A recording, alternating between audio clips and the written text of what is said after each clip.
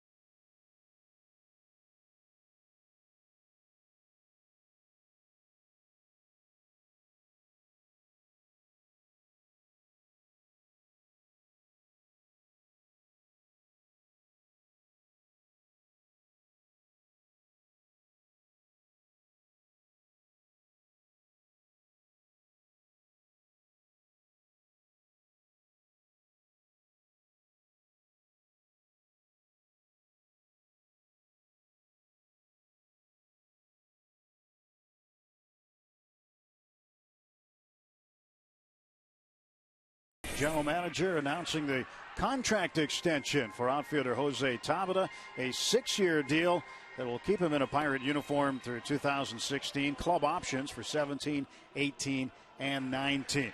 Short time ago, the tarp went on the field. Skies opened up some, so the start of this game has been delayed between the Reds and the Pirates. Game 3 of this weekend set, and it's even so far, the game apiece. Cincinnati winning Friday night, Pirates winning yesterday afternoon, and hoping to pull off this one today on a Kids Day Sunday afternoon, as the rain is not falling very hard at this moment in time, but it has fallen hard for just a short time, and we'll wait and see how the weather moves through the area here, and we'll get this game started as soon as we can. Looking forward to the matchup of right-handers today. James McDonald for the Pirates at 8-6, and Mike Leake for the Reds at 10-8.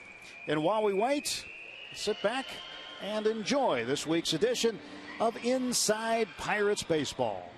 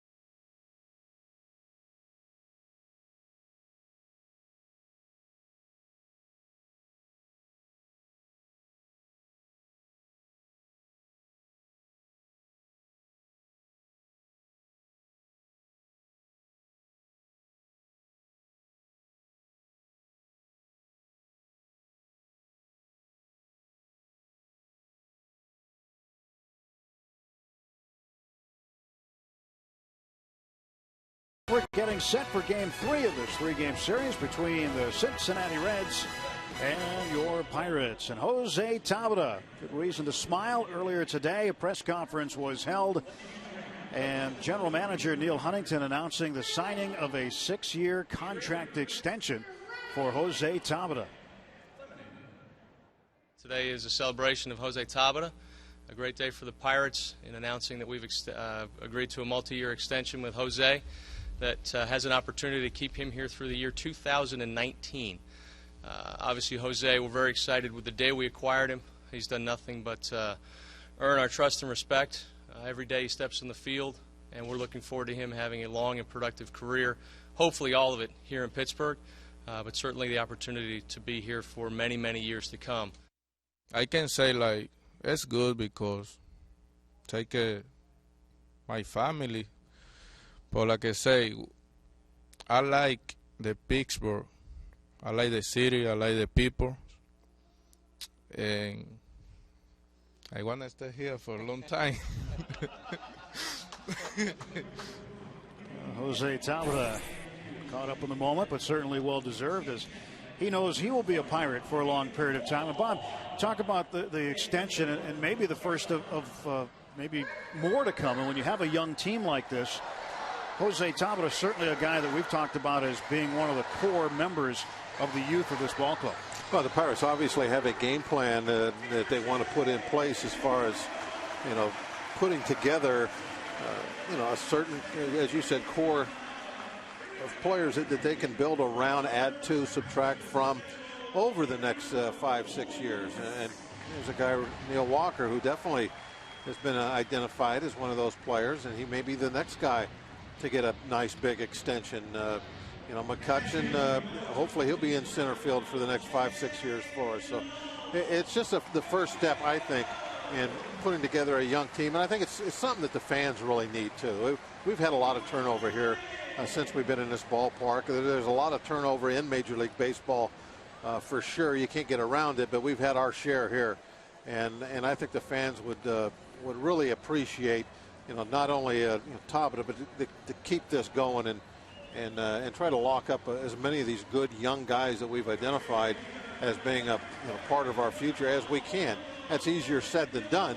You have agents that get involved, and demands are made, and sometimes it doesn't work out. But at least in this case, it worked out, and worked out really for a nice long contract, very reasonable numbers. I think both parties have to be very happy with it.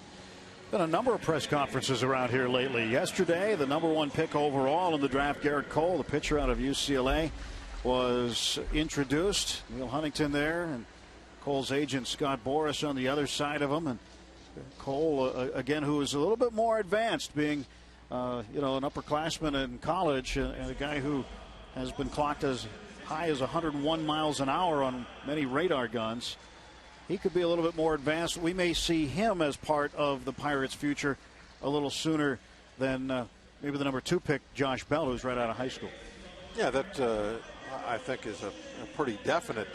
High school guys, very rare for them to make the jump up here real quick. Occasionally you'll see a 19-year-old in the big leagues, but that is a very, very rare thing.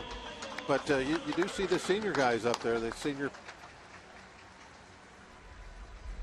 Oh, you see the senior.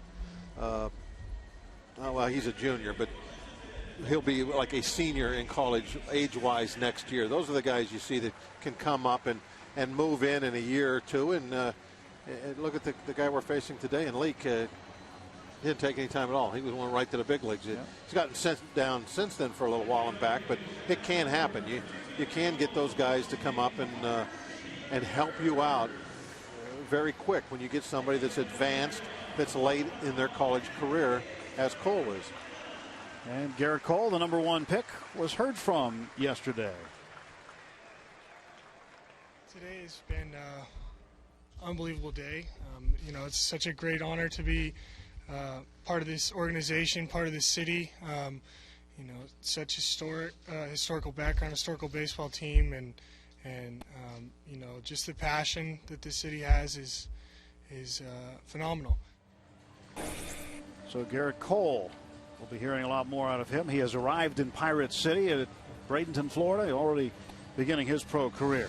James McDonald getting set to continue his this afternoon, looking for a long outing for James. The bullpen could be a bit challenged today. Clint Hurdle has had a number of guys pitch a couple of days in a row. He will be looking to perhaps stay away from one or two guys today if possible. And Daniel McCutchen could be called upon if need be. Jose Veras along with Joel Hanrahan have each pitched 2 days in a row, Bob. So with the bullpen being a little bit taxed and then a doubleheader on the way tomorrow, it could be a challenge for Clint Hurdle to handle that bullpen if James McDonald doesn't have a long outing today. Yeah, that's the guy that's going to be challenged, is James McDonald. He needs to go out there and keep his pitch count, get down, and go deep in this ball game. I'd love to get 7 innings out of him this afternoon. There is a very tough day ahead as far as going out there and pitching. You got a team they haven't beat this year yet. They're a very good offensive club, and you got to play them for 18 innings tomorrow. So it is imperative that J-Mac go out there and be efficient. And Pirates skipper Clint Hurdle talked about how he'll handle that bullpen today. Well, it just challenges you. We've got 2 guys today that have pitched, 2 guys in the bullpen today that have already pitched 2 days in a row. So if they pitch today, it complicates the matter that they could be unavailable tomorrow. And we've got 18 innings to play tomorrow. 18 innings tomorrow, but the task at hand is 9 today. And for the Pirates, they much prefer 8.5 if need be. So Clint Hurdle and the Buccos getting set to take on the Cincinnati Reds in Game 3 of this 3-game series. A Kids Day Sunday. Somebody give them a map. Tell them where the dugout is. Look at him go. Creating some great memories on these Kids Day Sundays. Brandon Wood meeting a new friend. And so is Jerry Lane, the crew chief. We got the autograph ball. Got the game shirt. Lucky kids enjoying their time on the field today. The big guys on the field for the Reds: Brandon Phillips at second base, Fred Lewis, the left fielder, Joey Votto hitting third, Jay Bruce in the cleanup spot. Todd Frazier makes his second start this series. Drew Stubbs is in center field, and Ryan Hannigan back behind the plate. Paul Janisch is the shortstop. Mike Leake, the pitcher, pretty good hitting pitcher, and he bats 9, facing James McDonald. We were talking, J-Mac needs to be out there for a while this afternoon. One of the things that he hasn't done, you see 133 innings, is he doesn't go very deep into starts. Getting 7 innings is an accomplishment. So hopefully today he's got a long one inning. Defensively behind McDonald for the Pirates, here's how they'll line up. In the outfield left to right, Ludwig, McCutchen, and the newly extended Jose Tabata. Brandon Wood at third, Ronnie Cedeno at shortstop, Neil Walker at second, Garrett Jones at first, and Ryan Doman behind the plate. Jose Tabata out in right field, a place where seems to look pretty comfortable. And that's what I'm thinking. He has been extended, and I think it looks like he's going to be the right fielder for a long time. We thought or hoped that it would be left field all of last year and the beginning of this year, that he would be there permanently, but looks like right field now.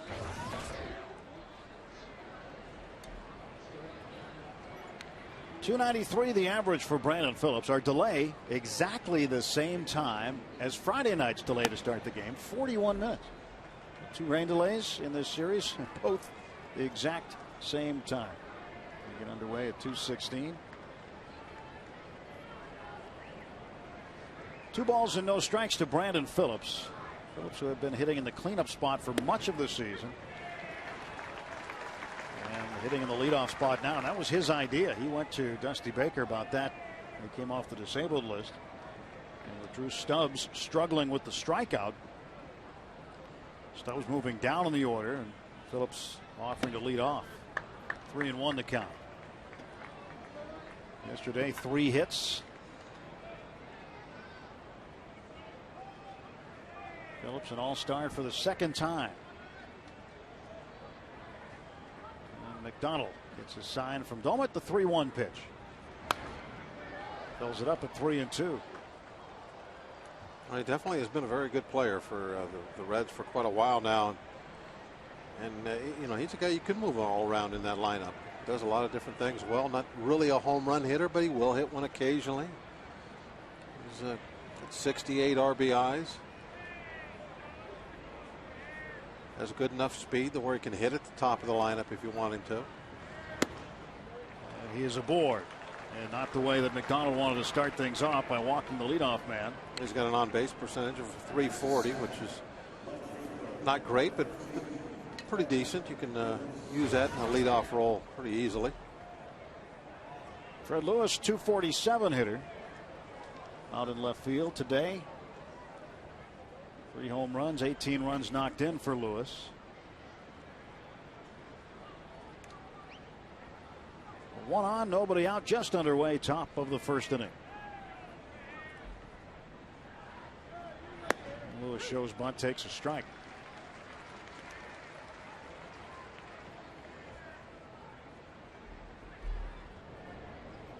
Lewis giving the signs. See how far off the line Wood plays with a left-hander. Always makes it tough if that lefty can get a bunt down and it's on the chalk, because the angle that Wood has to take to go to the ball very acute, then throwing back toward first base. Very chatty Brandon Phillips, being accommodated by Garrett Jones. Saw a number of those conversations yesterday. Phillips was on first base 3 times. And there he goes, and a ground ball hit to Cedeno. He'll have one play, that's to first.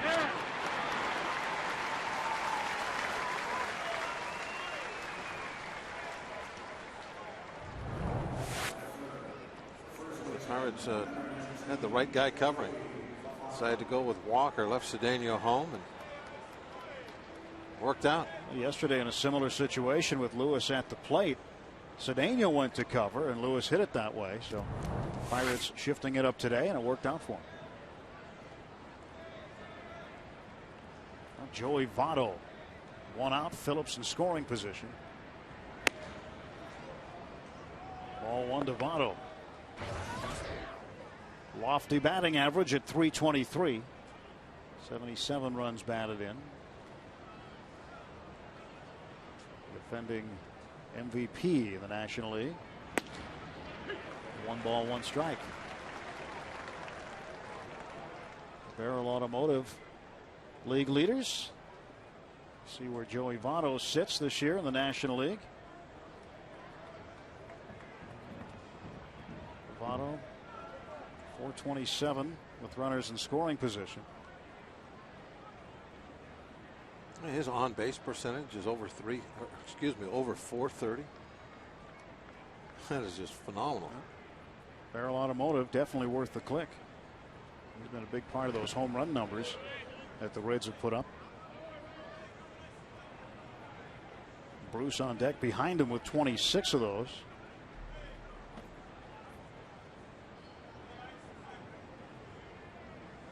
Bruce has homered 4 times this year against the Pirates. Two balls, 1 strike. Phillips off second base. And Votto up in the air and out of play down the left side. Strike 2, 2-2.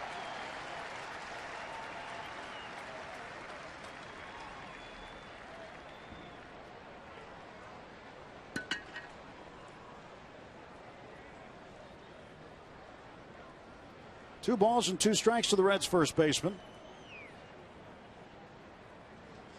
Facing James McDonald, the 26-year-old out of Long Beach.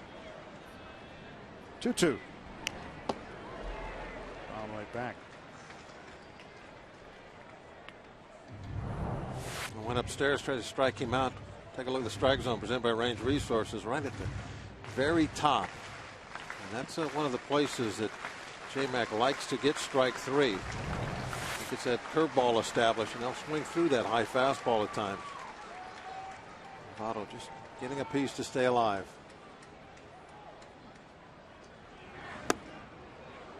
Another full count. Backed up Votto. Cedeno broke to the bag as that pitch was going home. on the same page as McDonald.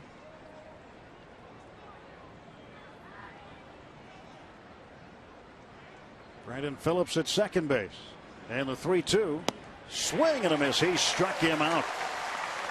Strikeout number 111 on the season for McDonald.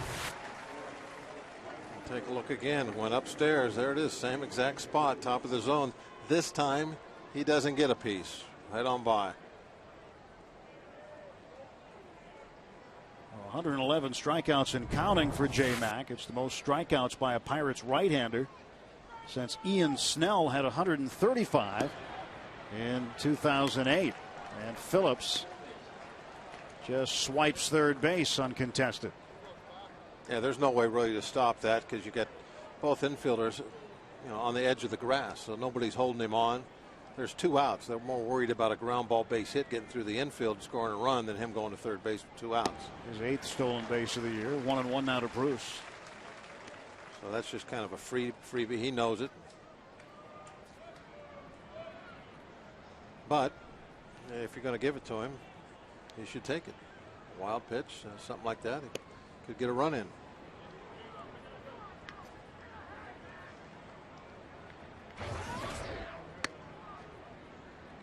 .271, 81 runs batted in among the league leaders. And now 2 balls and 2 strikes.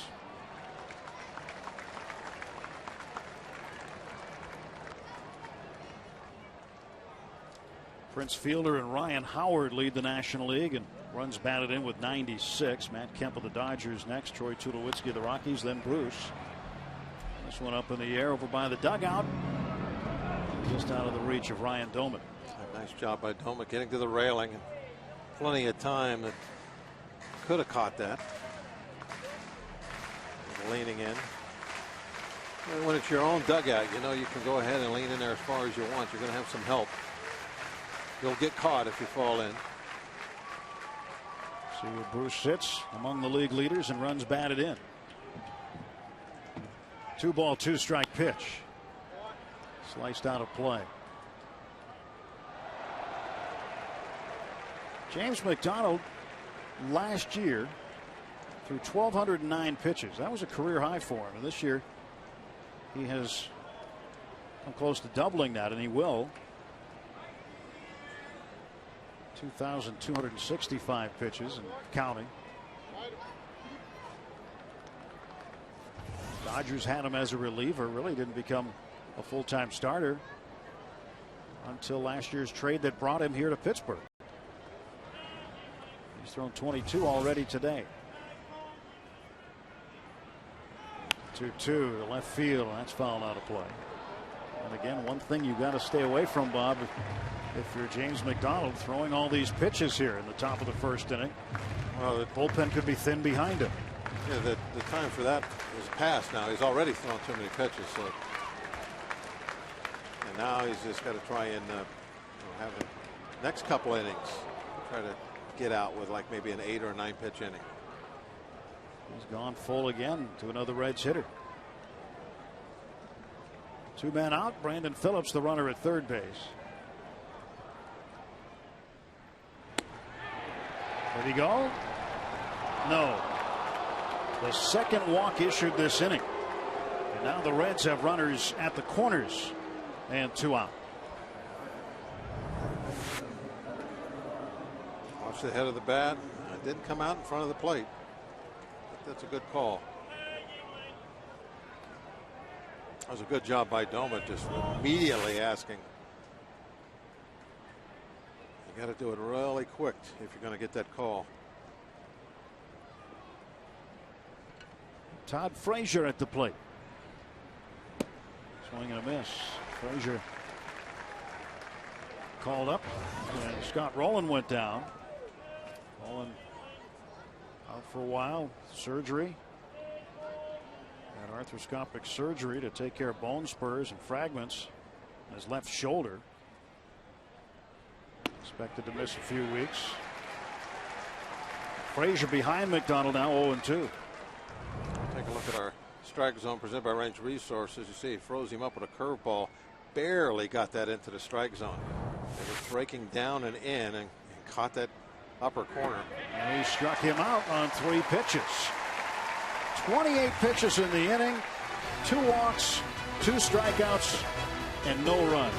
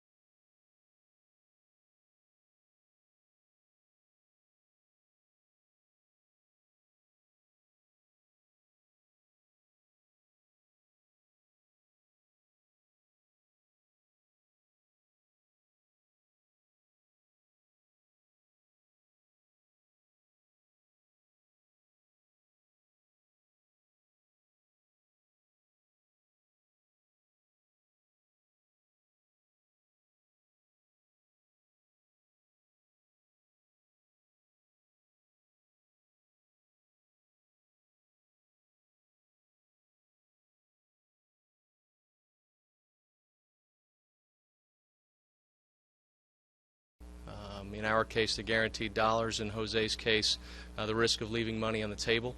It's about compromise. It's about recognizing that he may have the opportunity to make more. We may have the opportunity to save some money. But as importantly for us, it gives us the opportunity to fix a cost. And we know what Jose is going to cost the Pittsburgh Pirates as we move forward. It gives us the opportunity to budget, to plan around, and Jose becomes one of those players that we build around as we move forward. Pirates GM Neil Huntington talking at the press conference earlier today, announcing the 6-year contract extension for right fielder Jose Tabata. Mike Leake delivering the 1-0 pitch, and Tabata lines it to right for a base hit.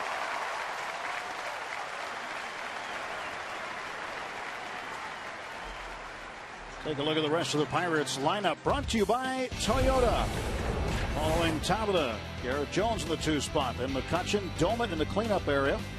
Neil Walker, Ryan Ludwig moves down. Brandon Wood, Ronnie Cedeno, and James McDonald hitting 9th against Mike Leake, the right-hander for the Cincinnati Reds. Not real surprising to see Tabata. He's a very emotional guy. Get up there and smoke that first pitch on a line for a base hit. You know he's riding a high right now.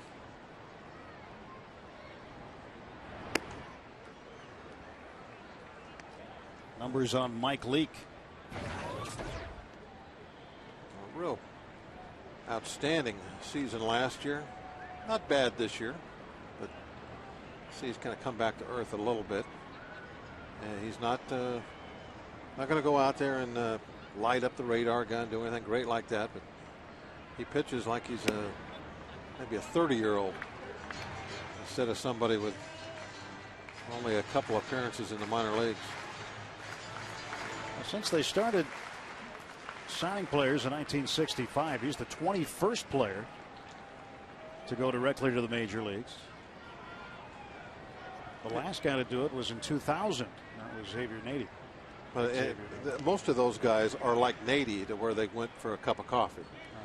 Leake, I think, is even in a different category because he went up to play and be a part of this, part of the team, part of the season. And that is what's really impressive to me, because I have seen guys that come up in September and they'll get their feet wet. Then you don't see them again for a couple of years. Well, Leake did spend some time in the minor leagues this year.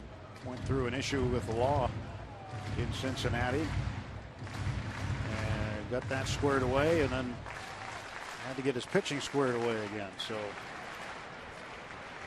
down and spent time in Louisville in AAA. First time outside the majors, but worked his way back quickly.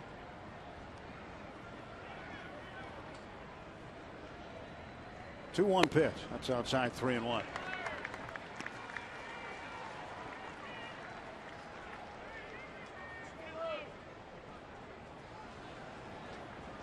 But there were a couple of years since 1965 where more than one player has come up. 1973, 4 players went directly to the big leagues.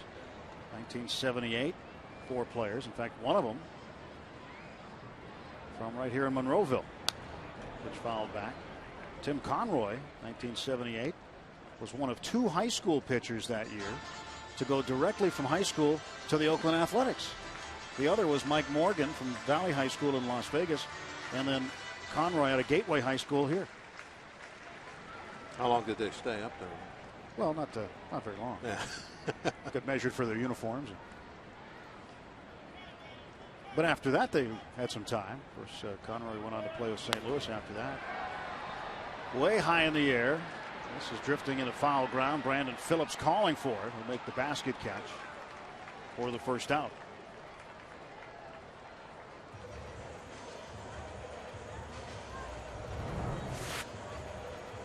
Calling everybody off. Makes that basket catch. He can do an awful lot on the field for you.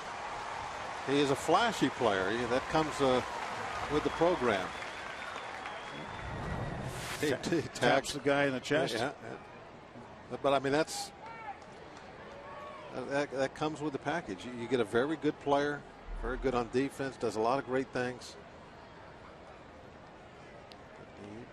He entertains the fans, especially the home fans. Andrew McCutcheon got a little different look with the socks today.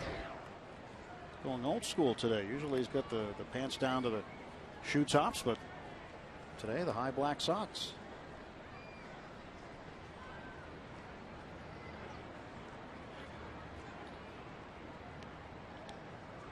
One out, one on.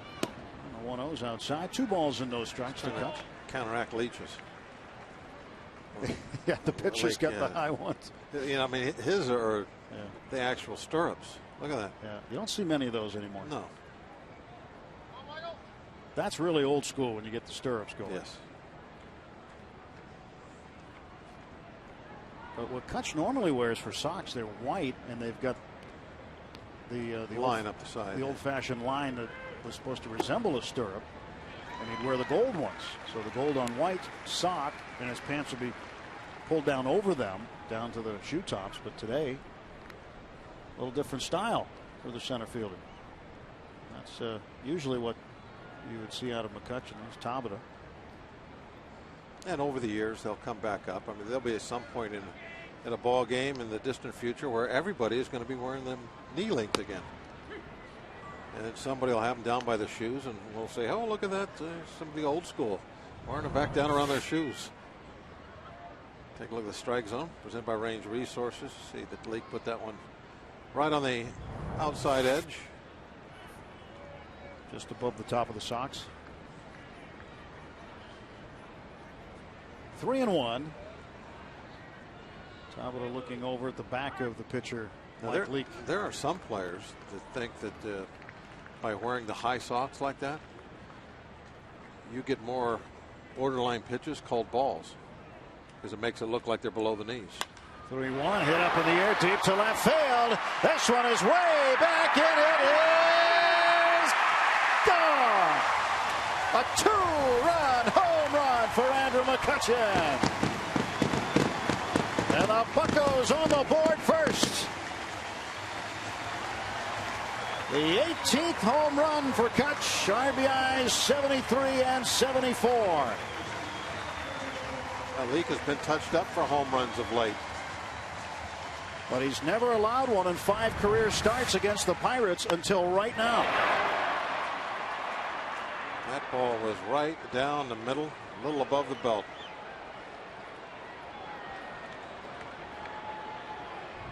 That's the socks.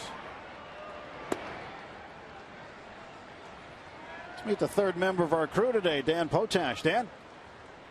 Hey, guys, it's not just the socks. He also changed his music. Each player has a different song that they like to listen to or hear as they come up to the plate. It used to be Black Eyed Peas. It's something else now, so I guess he's got the socks and the music working for him today. Whatever it is, keep it going. I'd love to see him finish like really strong this year, and he knows it's out. A lot of times he'll come out of that box real fast, but he knew he got that one.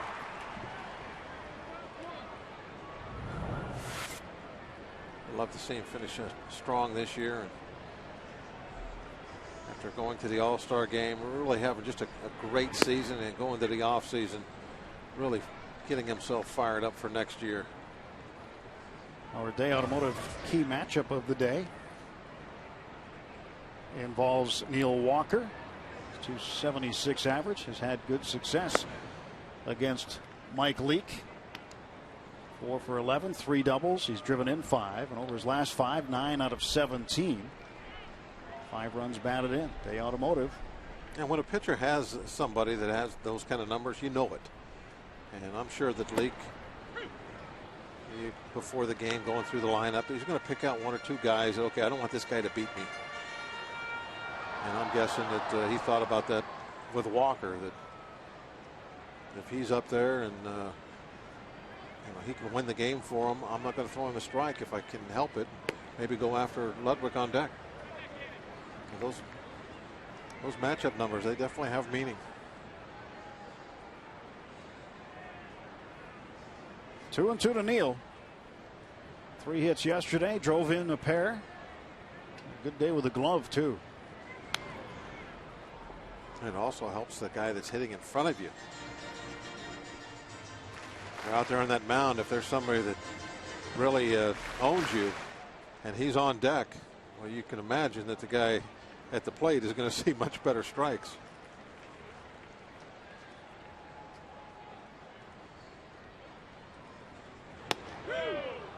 Inside corner, just got him. But Leake surrenders his first home run against the Buccos. It's 2-0 lead.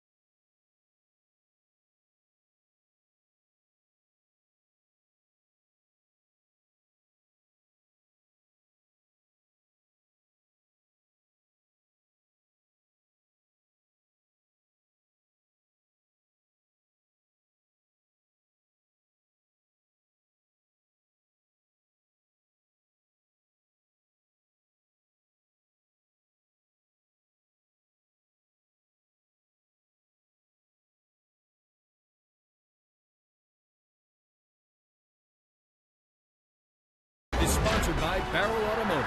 Barrel.com. Definitely worth the click. Let's go Bucks. Turned into a very nice afternoon on the North Shore, and a great start to the afternoon for that guy. Andrew McCutchen, a 2-run bomb to left, scoring Jose Tabata. That's 2-0 Pirates. And James McDonald facing Drew Stubbs, Major League strikeout leader. Stubbs at 249. Speedy center fielder takes a pitch on the outside corner for a strike. He has struck out a Major League worst 165 times. The next closest guy in the National League is Ryan Howard with 138. 1-2. But he doesn't have those kind of power numbers to go with those strikeouts. So that's a little bit of a problem when you're hitting the ball out of the ballpark 35-40 times a year. They'll allow you to strike out a lot, and they don't pay much attention to it. You know, 115 RBIs, 120 RBIs, sometimes more. But as a leadoff hitter like Stubbs was, they don't like those strikeouts. That's not what you're supposed to be doing up there. 1-2 pitch. Ouch. Well, the second straight inning, the Reds have the leadoff man aboard, and without the benefit of a hit. Well, don't tell Stubbs that because he got hit. That's a hit right there. Whack.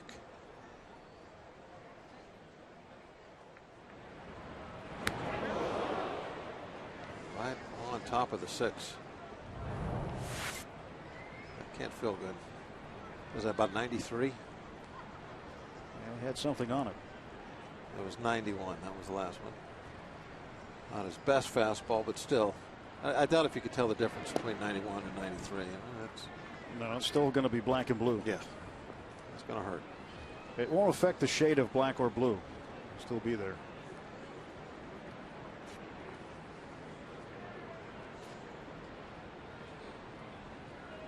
Catcher Ryan Hannigan facing McDonald now. Stubbs again back. Stubbs with 30 stolen bases. Had one yesterday. Get to even 30. And he leads the club in that category. He's got excellent speed. Plays a great center field. He cuts down those strikeouts. Could be one of the better players in the league. Ground ball to short. Backhanded by Cedeno. The turn by Walker. Got him. Double play. Outstanding. Went to that backhand, and that made him so much quicker getting that ball to second base. Well, Stubbs out easy. I mean, Hannigan out easy. Wasn't even hardly in the shot, out by a couple of steps. Beautifully done. Paul Giannis with 2 out and nobody on. I got a chance to chat with Maz the other day at the golf tournament. He said, "You guys doing pretty well around the bag at second base, huh?" He said he's been impressed. So he's come a long way from last year. Talking about Neil Walker, who was tutored by Bill Mazeroski during spring training. Well, that's the thing too that I forget watching him play out there is he just went there last year. He was a catcher coming up through amateur baseball, and I think his first maybe year and a half or so in the pros, and then played a lot of third base. On the job training last season. And to see the 2 double plays he was part of yesterday, where he got the unassisted put out as well by tagging the runner going across and then throwing. It's the 3rd time this week he's done that. Had one of those in Milwaukee as well. And for a second baseman who, again, is new to the position, it seems to have come rather naturally to him. That's very important to cut that ball off as soon as possible when it's coming to you like that.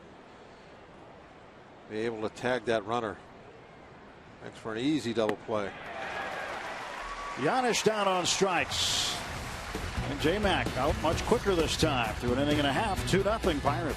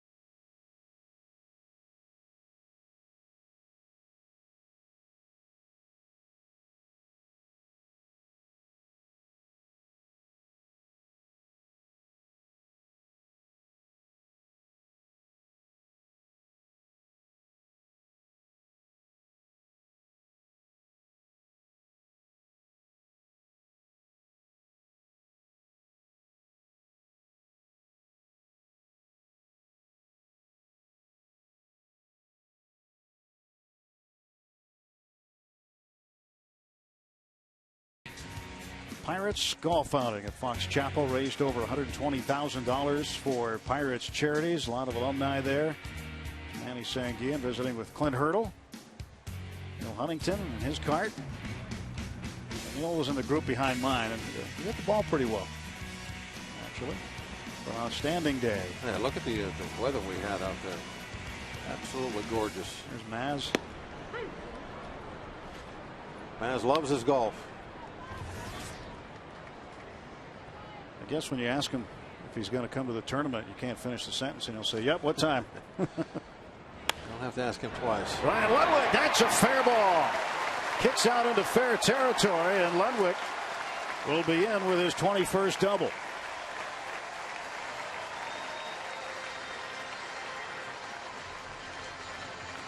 Ludwig starts out with a two-bagger. The Pirates looking to add on here in the second. Just inside the chalk line. One of the little deals about playing left field here. You can't really be aggressive going into that corner because sometimes the balls never make it down there.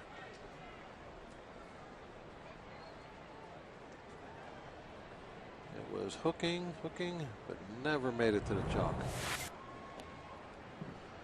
Leake facing Brandon Wood. And the Pirate third baseman takes ball one. 7 home runs for Wood. During his time in the minor leagues, he was noted as a guy with a lot of power from the infield positions. He's played all around the infield. Third, short, second, and first base. And Brandon Wood has some versatility defensively. Now with more playing time opportunity at that third base position after Pedro Alvarez was optioned back to AAA. That last shot, you can see how he's cheating a little bit. See that back leg, that back foot, how far behind it was behind the batter's box. Well, those chalk lines don't last long anyway. He is well behind that back line.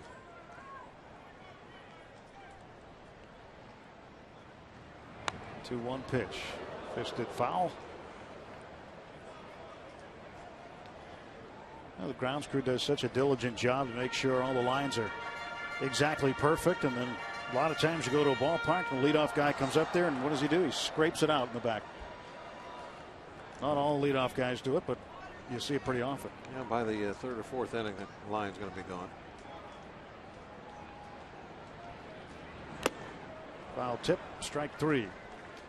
Caught by Hannigan.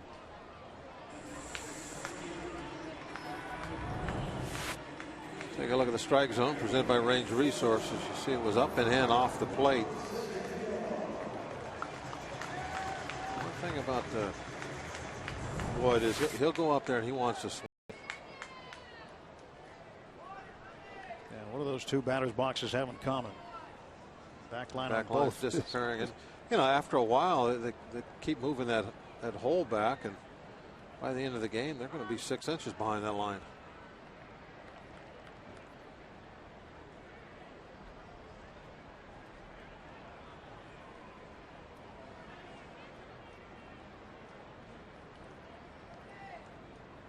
League's pitch, and Cedeno takes up high for a ball. See the catchers, they have lines too. Box they're supposed to stay in, but that really doesn't mean a whole lot. They move all over the place. Umpires really don't care too much about that. In fact, I've seen umpires go out there and move those catchers' lines.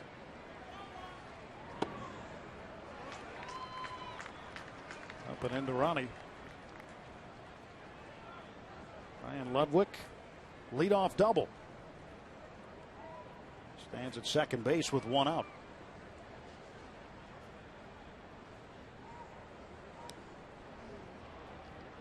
Stretched by Leake and the 2-0.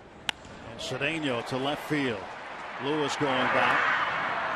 And he handles it for the out. The umpires this afternoon. Bob Davidson is behind the plate. Hunter Wendelstedt at first. Brian Knight at second base. And crew chief Jerry Lane over at third.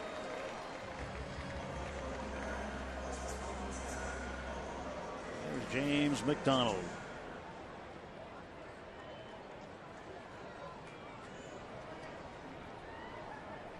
McDonald 091, 4 out of 44. No homers, but he's driven in 3 runs.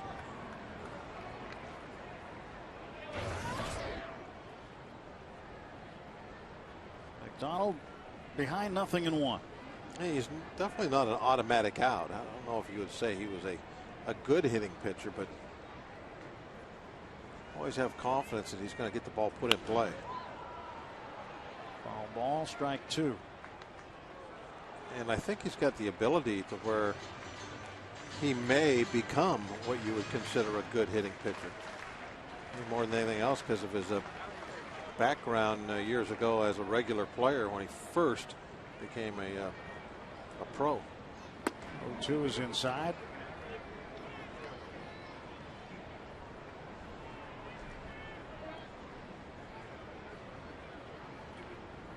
I mentioned the 3 runs batted in that McDonald has. They all came on one swing of the bat on the 4th of August here against Chicago.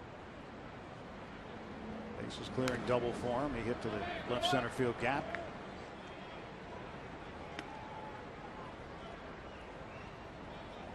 One of the great scenes around this ballpark. It's what makes it unlike any other in baseball. It's a nice day for that, huh? A little cruise down the river.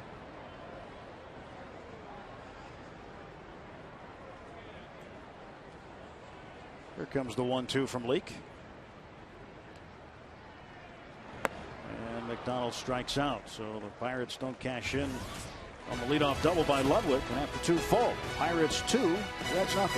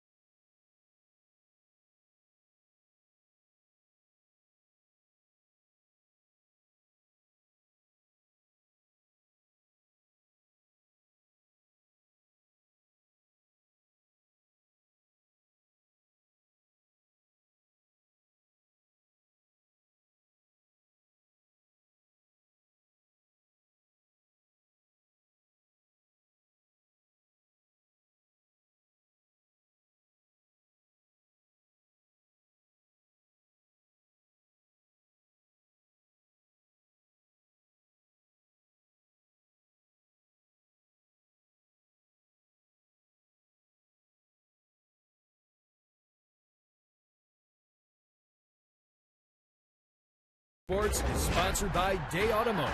We're going to make your day. Let's go Bucks.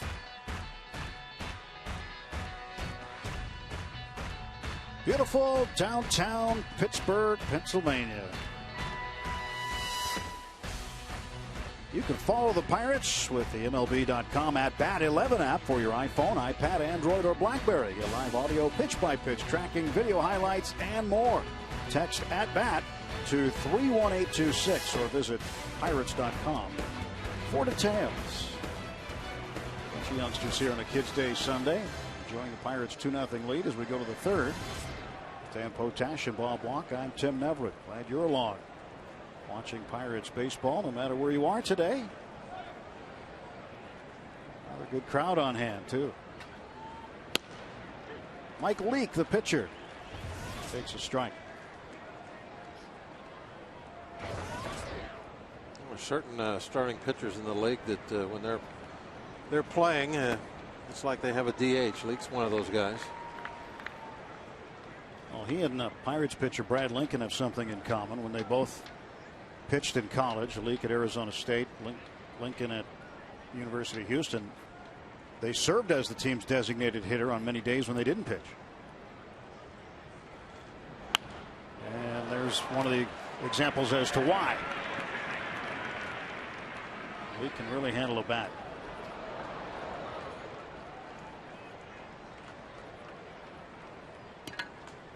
See where that pitch was located. Yeah, just a hanging curveball on a normal pitcher. You're going to get away with that most of the time, but a pitcher that can hit an off-speed pitch hanging is maybe the worst thing that you can throw in. Good job by Walker corralling that errant throw. Yeah, Brian Knight, the umpire, appreciated it as well.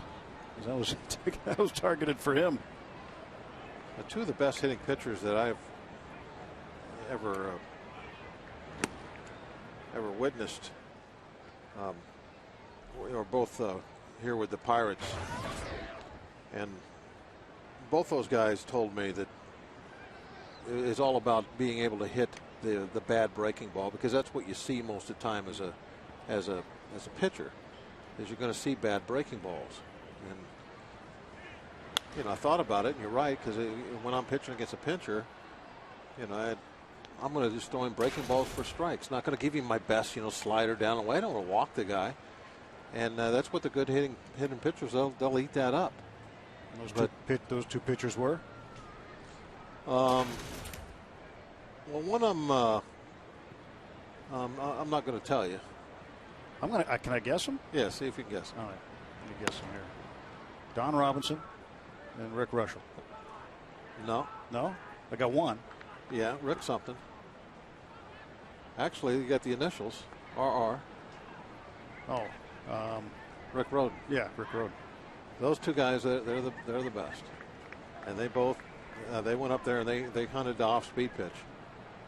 Especially Donnie, more than Rhoden. Walker plays with a backhand flip to Cedeno. Double play. The second twin killing this afternoon by the Pirates infielders. And that cleans up the base hit by Leak. If you want to keep your pitch count down, you got to get some double plays. And normally, you know, J-Back really not a ground ball guy, but this afternoon, getting him when he needs them. Pretty nifty flip there by Walker.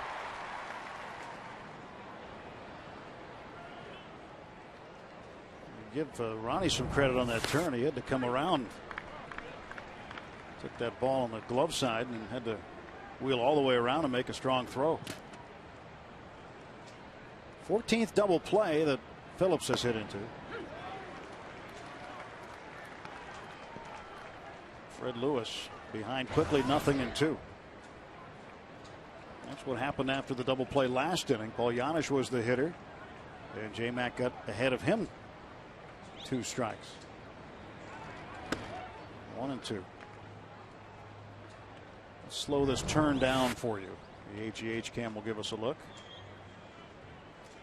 Walker just lays the ball out there in front of Cedeno.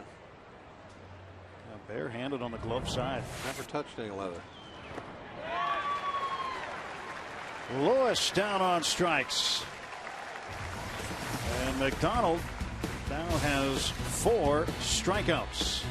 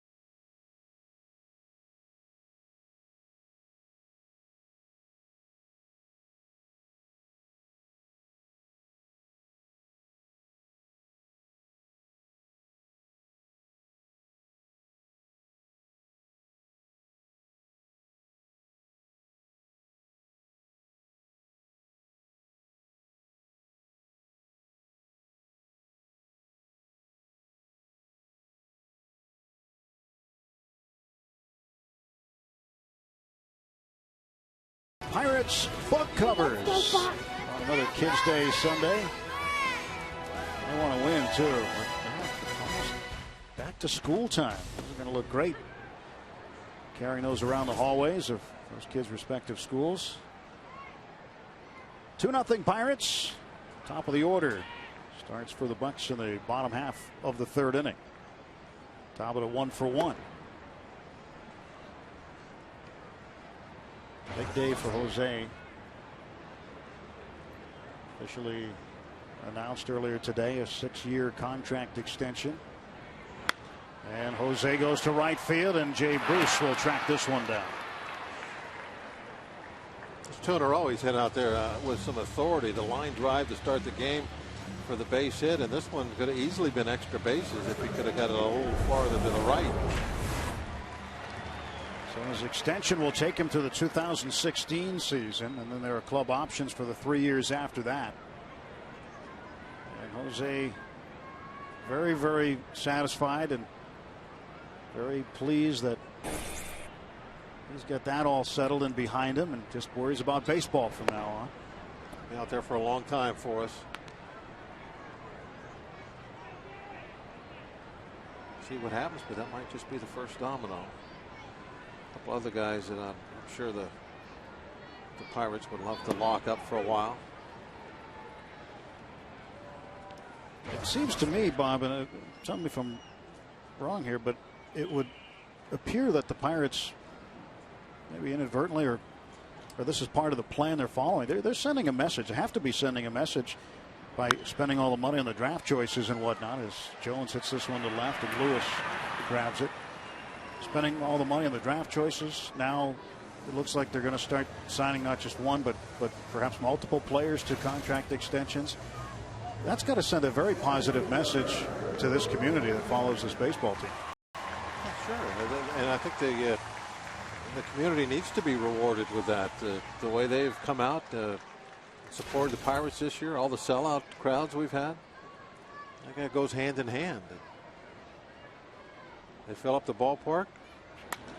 You do your part. McCutchen goes deep to right field, and Bruce on the track makes the catch in a quick inning for Mike Leake. And the Reds only took 7 pitches for the young right-hander. 2-0 Pirates after 3.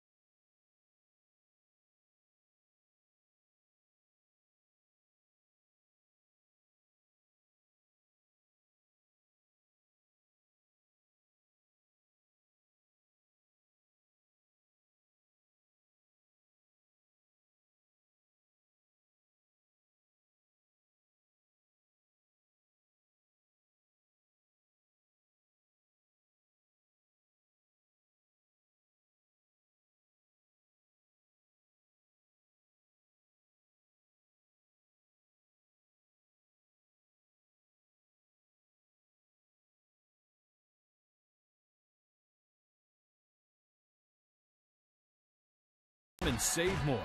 Visit your local Toyota dealer for details. And by AT&T. Let's go Bucks. Our AT&T Mobility Trivia question today. Jay Bruce, 94 career home runs. Who are the only 2 Reds who have hit more in their first 4 seasons? Joey Votto takes the first pitch outside, ball 1. You go first this time. I go first this time? Unless, yeah. All right. Do we want to wait till next inning to give the answer, or I'm going to give it right now? Oh, you know the answer. You're not going to have to guess. You've already looked it up. I haven't looked it up. So then it's just a guess then. I'm going to guess. So you're not giving the answer. You're guessing. No, I'm going to guess, and I think it's a sensible guess. Okay. Okay, guessing's not giving the answer away. Now, if you look it up, and then that's giving it away. I'll just say that one of them, my guess is one of them's in the Hall of Fame, one of them's in the American League right now. And this one's popped up. Way out to get it is Cedeno. The bottle is gone. One down at the top of the fourth. Well, what's your guess? Got to be Frank Robinson, right? I don't know. Okay. Okay, and then the only guy I can remember hitting more home runs than Jay Bruce early in his career with the Reds would have been Adam Dunn.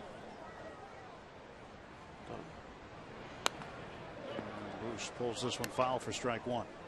But we'll see next inning. Okay, you want to make a couple guesses now? Well, those are very reasonable guesses. I told you they were reasonable. This one up in the air to center field. And Andrew McCutchen has it measured up. 2 gone. Well, you think about some of the great guys. I'll just to be different, I'll go with bench. Okay. And did George Foster come up with the Reds? I'm trying to remember who was first. The Reds had to be before the Mets, right? Oh yeah, Foster, yeah. Definitely, yeah. That's where, I was wondering if that's where he came up or not. Todd Frazier knocks this one out of play for a strike. I mean, there's some great players you could pick from. But, you know, Pete Rose was a singles guy. He didn't hit a ton of home runs. I mean, he was fair share because he had over 4,000 hits. But Joe Morgan was How about Ted power guy. Ted Kluszewski. What is it? Kluszewski? Kluszewski, yeah. I'll go with Ted Kluszewski. Ryan Ludwig, nice running over the shoulder catch. In an 8-pitch inning for James McDonald through 3.5. 2-0 Buccos.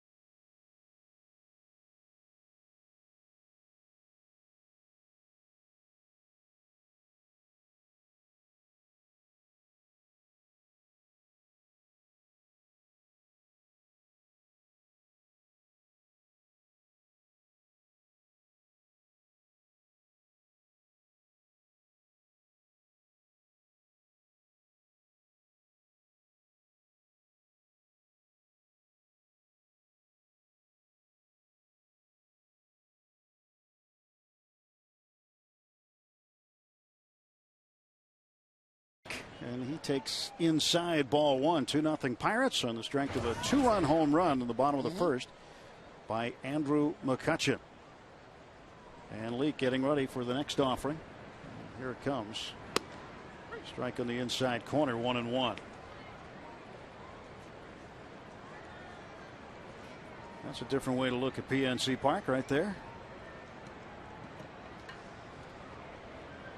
A great Sunday afternoon. Now the 1-1. Up and in. 2 balls and a strike to Dolan. Ryan grounded out to second his first time up. 0 for 1 today. Michael McHenry caught yesterday, and Dolmet back here in the lineup today. Reds have the shift on for him. 3 infielders on the right side, and just third baseman Todd Frazier alone on the left. You might get used to seeing that with Milwaukee coming in for 4 games over the next 3 days. They like to shift. And Dolmet now with a full count, 3-2. You don't see that very often when you get a fastball to Dolmet when he's ahead of count 3-1 and have him just barely tick it. He loves to hunt those fastballs, especially when it's a fastball count. He can cheat a little bit to the ball. A little late movement on that one that got it down under the bat. Payoff pitch. And Dolmet hits this one well to right center field. Trotting underneath it is Drew Stouts. He'll make the catch right in front of the track. Before the game today, Pittsburgh native. Oh, you've seen him. Mike and Molly. Monday nights on CBS. Billy Gardell. You didn't throw a strike, Billy. I didn't. I went in the dirt a little. Actually, what they don't tell you was that was a 1-2 count, and I was trying to get the guy to chase. That's understandable. You know what I had a tying run on. It's like 2 feet higher than where you aim, and I didn't know that. So next time I should be all right. But it was just it was so fun to be out on that field. Are you kidding me? That was amazing. Here's Neil Walker, and he takes inside for a ball. It's so good to have you here at the ballpark today. See you on Monday nights, and the show's doing pretty well, isn't it? Yeah, we're doing great, man. Broke the top 20 4 times last year, and for a freshman show, they haven't had that in about 10 years. So we're on the right path, and we just got renewed, and we renew, and we premiere September 26th for season 2. We just started filming, as a matter of fact. It's always great to have a Pittsburgh guy on national TV. You grew up here, grew up a Pirates fan? Swissville, yeah, man. The 79 Pirates were the love of my life. You got to love this season, though. I'm so happy, man. A little bit of a comeback. I know that just to have the vibe hit this city again for this ball club. It's there's a little knock it down.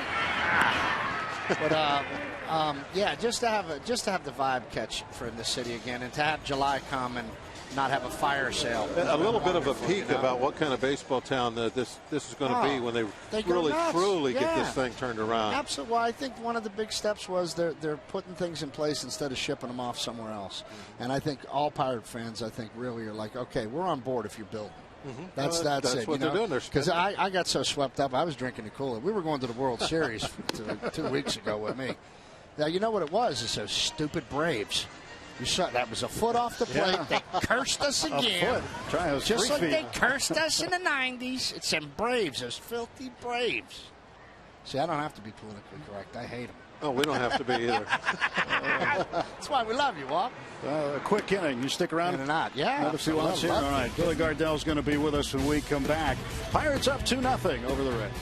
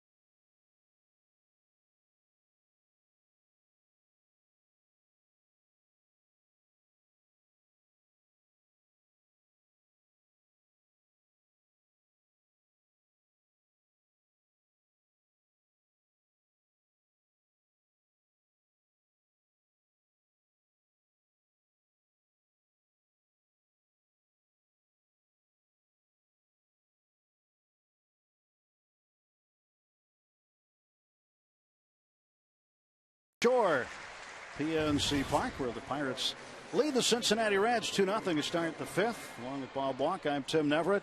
Billy Gardell with us here, who was a youngster in Pittsburgh. Love of his life, the 79 Pirates. But you look at the city, and we've seen the city so much, not only on television, but a lot of movies have been filmed here in recent years, including the Batman one that's going on now. There was one filmed here at the ballpark last summer. We're going to have a Gotham City.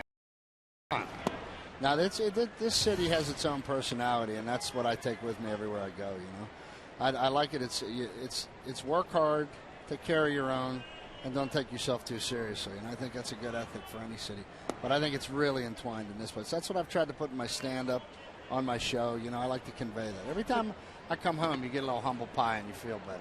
Don't you feel, too, that people, I'm sure you've run into this in your travels, that what we got there? No, it's routine. Yes. In the basket. A lot of people still, to this day, have the wrong impression about what Pittsburgh is all about. Yeah. And then they finally come and see the place, and they're amazed. Bob, I hear that constantly from people who film movies here. They come back to L.A. and they're like, it's so beautiful. Yeah. And the people are so kind. They just think there's a black cloud of soot hanging over here like it's 73. You know what I mean? We're just hitting them with bottles, No, but they come here and they realize the hospitality of the town. And the town's got great character because of all those years. So I think they really fall in love with it when they come here, Ryan Hannigan is the hitter. He will take a strike. Well, McDonald's my guy, by the way. Yeah, I love him, man. I love him. We were kidding around on one of the radio shows here, and we kept going. His song is "Old McDonald throws some junk." E-I-E-I throw. That kid's got a great breaking ball. Man. I love it. He's got a great personality too. Does he? He's the guy that really loves to have fun down there. We have shots of him in the dugout, and they look. They did. There you go. There it is. E-I-E-I-O. We were doing that on the radio. But he's the one in the dugout all the time, messing around with everybody, always talking. You never get a shot of him where he's just sitting there watching the game. He is always busy doing something, and you just know that he enjoys life, and he enjoys what he's doing out there right now. Has a lot of fun at it. Well, I always love those stories about Stargell. Stargell was like that from what I read and everything about those Pirates, Even that, towards the end of the World Series, he went over to the mound with Tekulve. He said, you got to get this guy out. Like, yeah, I know.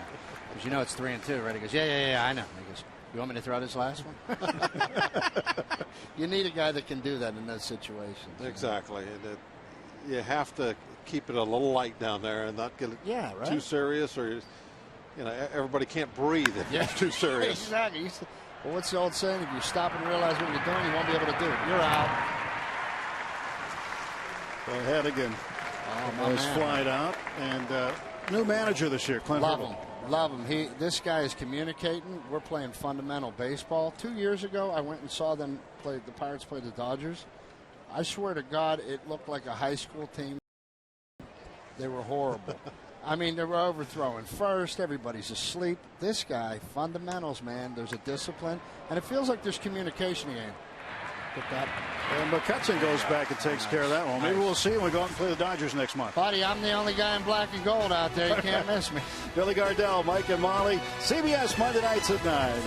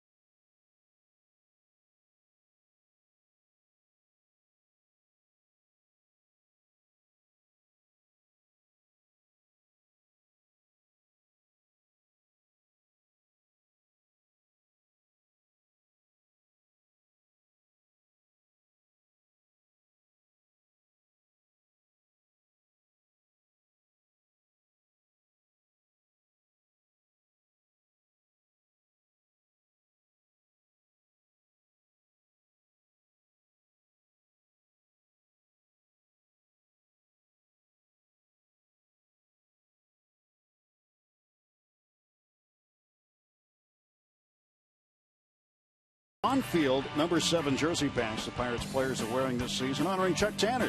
Take home your patch today for only $19.79. Proceeds benefit the Chuck Tanner We Are Family Fund.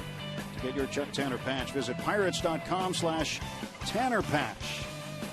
That's one of the hats that was given out, the floppy caps with the star, given out earlier this year, and the players have been wearing that patch, and you can have your own. Jose Tabata, good day for him. Pirates so far so good as we go to the bottom of the 5th inning. Brandon Wood leads off against Mike Leake.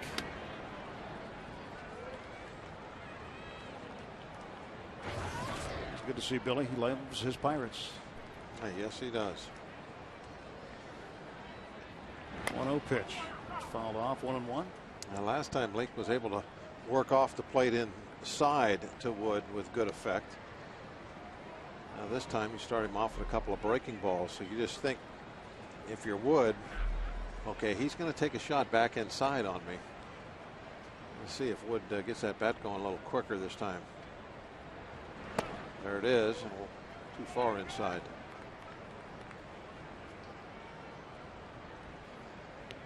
Two balls, one strike. Brandon Wood facing Mike Leake. The pitch. Crushed foul. And that is up into the 3rd section. Now Wood was thinking, be quick on anything inside. He got an off-speed pitch. That's why he was so far out in front of it. How far that ball was hit. Yep. And Wood down on strikes for the 2nd time today.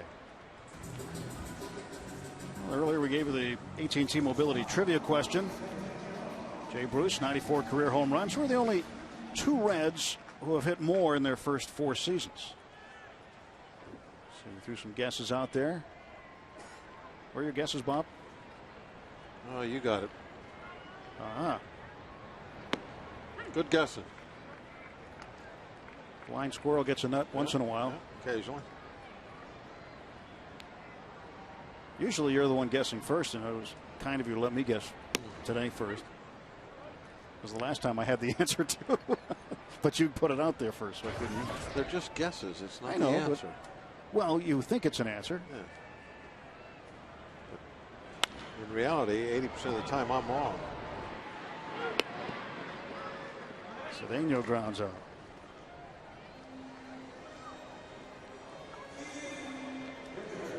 In between innings, James McDonald taking a look at finger on his pitching hand. He has had issues with a blister on that middle finger in the past. Well, hopefully that's not the case today, because he's doing a fine job out there. 1-hit shutout to this point. Exactly what the Pirates needed. Keep that bullpen nice and quiet today. 0-1 now. Leake's pitch. Inside 1-1. The other day I was in the clubhouse and I saw McDonald come in with 2 fishing poles. Every so often he'll sneak out. He's got a spot on the Allegheny behind the ballpark. He's caught some bass out there. Loves to fish. He and Daniel McCutcheon like to fish. Xavier Paul came in with a fishing rod the same day.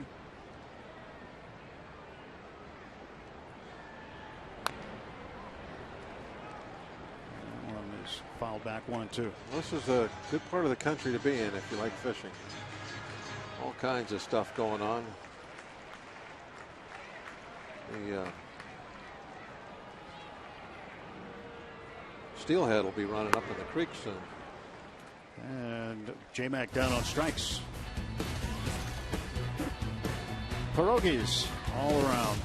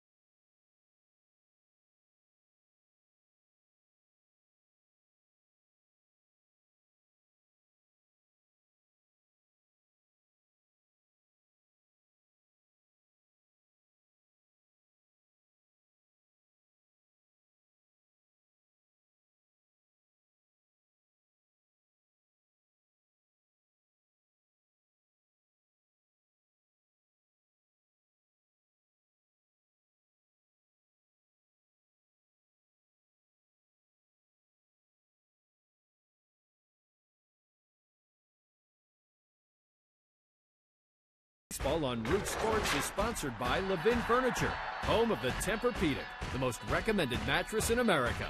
Let's go Bucks! Well, Hannah faded down the stretch, and Oliver took advantage.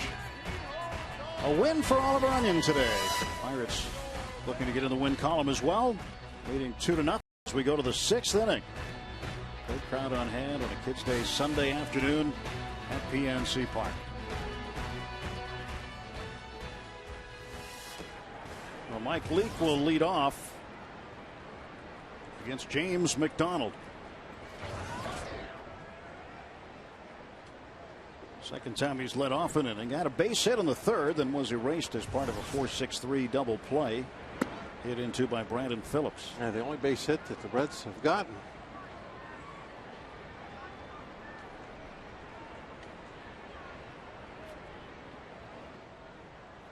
The 1-0 pitch. And for a strike, 1-1. Leake was one of those high school athletes that did everything. He played basketball, he played soccer and football at the same time. Did you get one? And of course was a star in baseball. He was the most valuable player of his high school team as a sophomore. So he's always been advanced.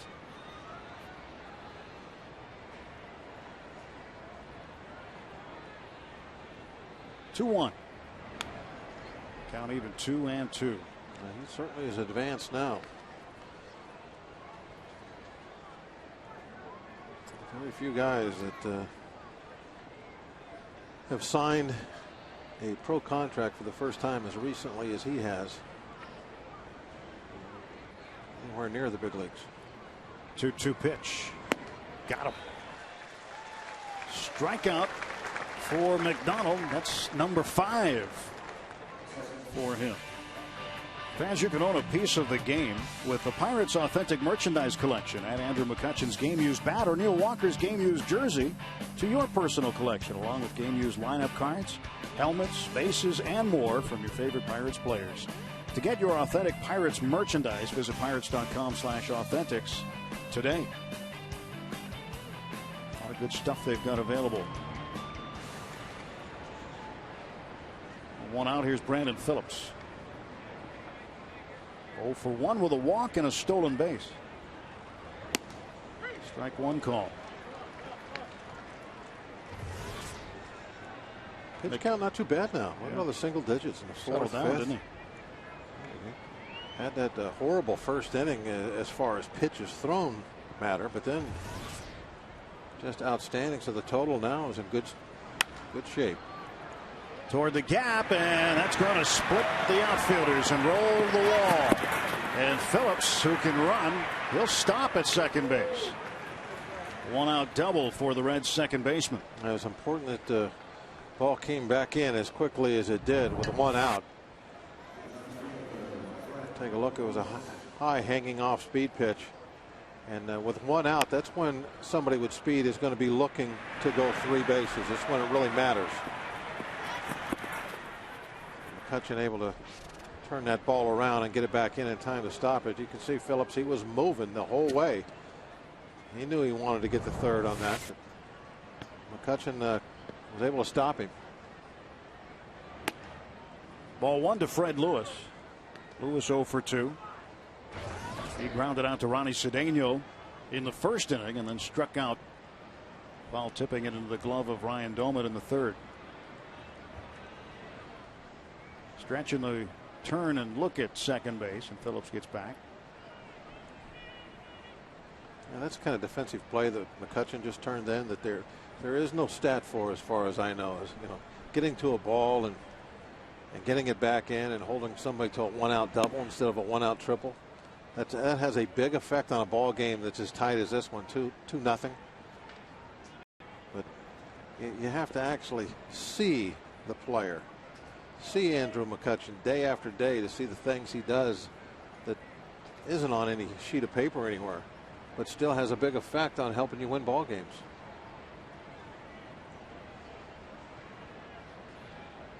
Two-0 pitch. And McDonald falling behind 3-0 to Fred Lewis.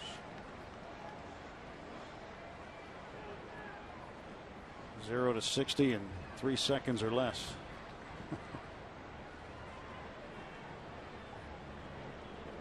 McCutchen with a 2-run home run today. And Lewis takes a strike.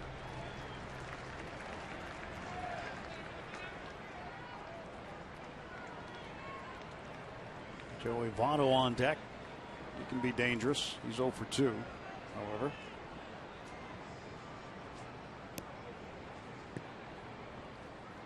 (3-1) coming to Lewis. And he has walked him. 3rd walk issued today by McDonald. Sunday means sabermetric Sunday. And today, the left on base percentage. Base runners stranded by total base runners allowed times 100 measures the percentage of base runners that a pitcher strands on base over the course of a season. League average typically 70 to 72%. And high strikeout pitchers tend to have the most control over their left on base percentage. Karstens, McDonald, top 2 in the Pirates list, and the league leaders list. They're both in the top 4. Ryan Vogelsong of San Francisco on top. And the more times you don't get a ball put in play, obviously the less chances for a hit, and that's why the strikeout pitchers, the guys that can get an out without the ball going out there and play, they have that higher number.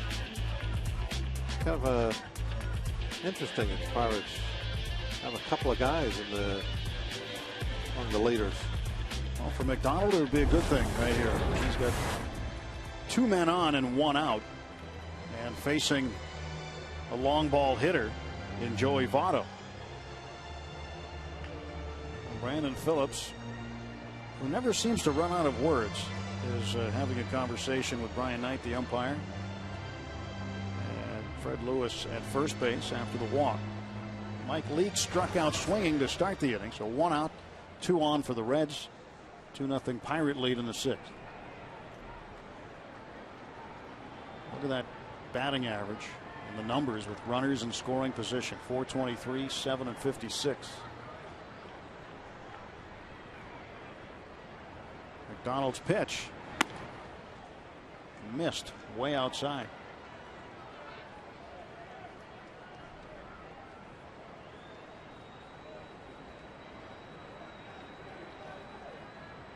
What a year Votto had last year. There were 3 players who were battling for the Triple Crown in the National League. He was one of them. The other 2 were Carlos Gonzalez of the Rockies and Albert Pujols of the Cardinals. And you check the stats every day, and you might see Pujols on top in RBIs and home runs, and then you'd see Votto in average and second in RBIs, and Gonzalez. It was a 3-horse race. And for much of the season, Votto led in 1 or 2, and in one case, he was up on top of all 3, as was Pujols at one time or another. Throw to second. And Phillips back. But that's the kind of player the Reds have. Getting just a little higher right now than he was a year ago today.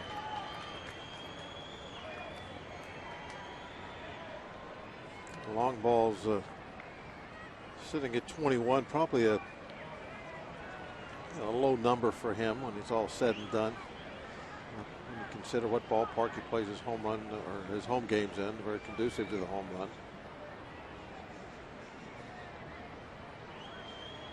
Runners off first and second for Cincinnati.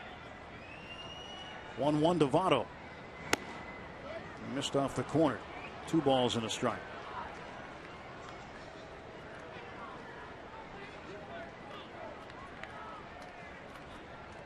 Votto has been the cornerstone for that Reds infield last few seasons. Really a guy that they can build around. And their right side of the infield, very good. All-star caliber on both accounts with Brandon Phillips, the second baseman. But Dusty Baker has had a lot of tools to work with. And, of course, Votto helping immensely get the Reds to the top of the National League Central Division a year ago.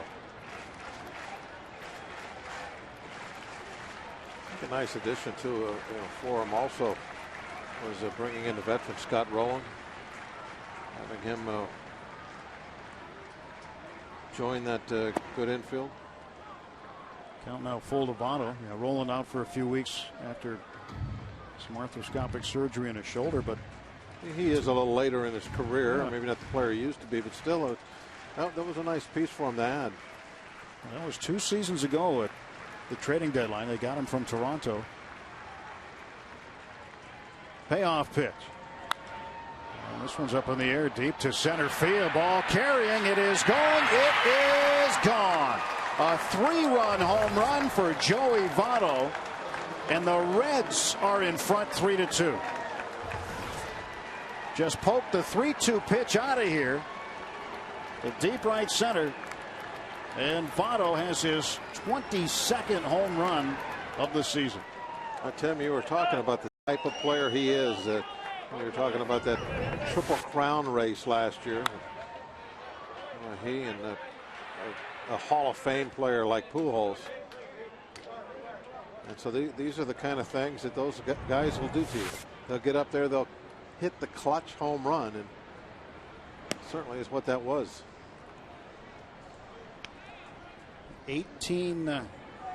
80, beg your pardon, 80 runs batted in now for Votto. And Bruce 1-1.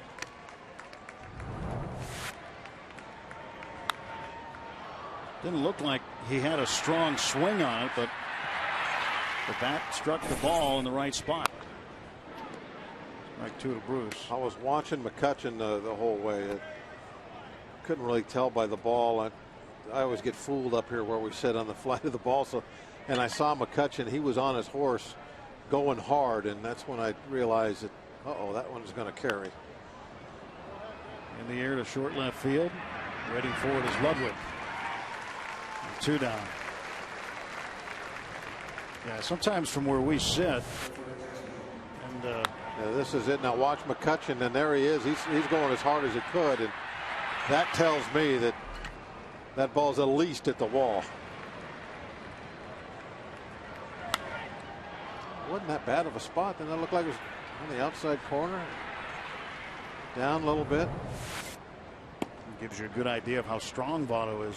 Take that pitch and not get his best swing on it. Still hit it out to one of the deeper parts of the yard. Frazier 0-2. So that's when you start wondering, though, have I really established myself inside well enough? When somebody dives out, hits a ball on the outside corner down, and pulls it out to right center. Ground ball to Cedeno. Reds are done in the top of the 6th, but damage done. Joey Votto with a 3-run homer.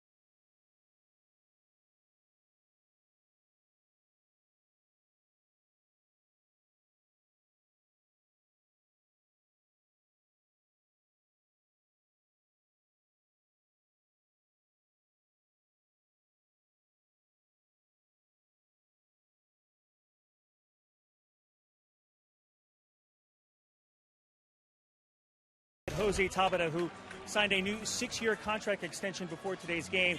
He also will now have the opportunity to fulfill his father's dream. When I'm younger, my father asking me if I wanna one day play right field, and say yes. and he said, before they die, I want to see you play right field. So he right now, he very happy. Guys, he has also talked about, but nothing official, but has talked about having a dream of someday wearing the number 21 in right field. And that had become a story unto itself in recent days. But, the 21 retired by the Pirates.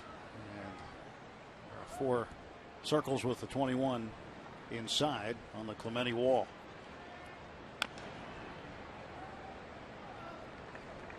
One and 2 to Jose. How about next year on Clemente's birthday? Everybody wears 21.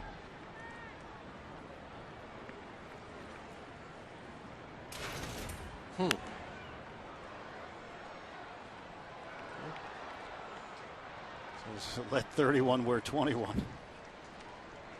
Well, he can. How about if everybody else does too on Roberto's birthday? We just passed it the other day. He would have been 77. Wasn't it Thursday? I believe it was. Yeah, I don't know how I feel about that. I think you got to be kind of careful when you start bringing retired numbers back out. Yeah. But definitely kind of. Yeah, the whole league wears 42 on April 15th for Jackie Robinson. But then you know, if you do it, I don't know. Maybe it's just a topic for discussion. I don't know. Just a thought. High fly ball deep to right. Wynn's got it. It is off the top of the wall and bouncing away from Bruce. Rounding second, heading to third is Tabata. He's got his first triple of the season.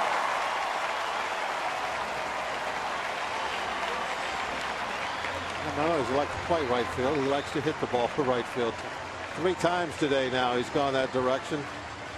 All 3 times with a little authority. It's a high fly ball, but it doesn't take much. It's not very deep to our right field. And Bruce really misplays this ball badly. He knows he can't catch it, so why is he so close to the wall? I mean, he just stood there underneath the wall. If it hits the top of the wall, it's going to bounce off somewhere. You got to be ready to catch it. If it's over the fence, well then, okay, it's over the fence. But as a defender, you got to back off the wall a little bit. Give yourself a little room to make a play. It was going to be a double no matter what. But by standing there at the base of the wall in the middle of the warning track watching, he turned it into a triple.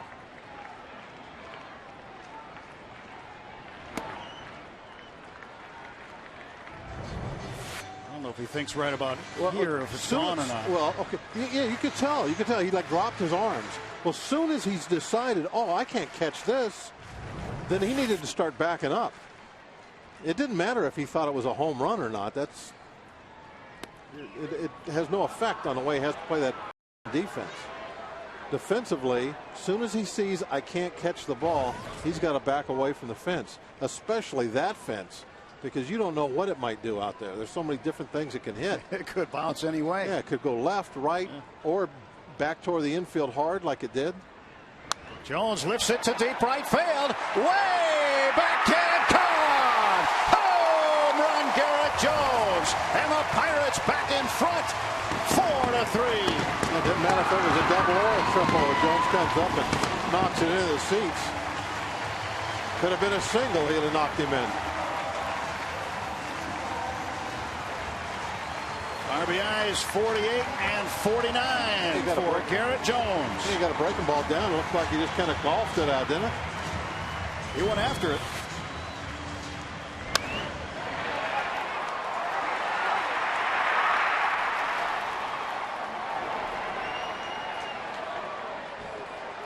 It was like a driving range where the ball was on the mat. Yep. He went way down for that. Andrew McCutchen, who had a 2-run home run of his own, standing in. There it is, going down. A nice little golf swing, lifting it out of the ballpark. Well, it didn't take long to get the lead back. I think the ball's carrying well to right. The shot with the splash can.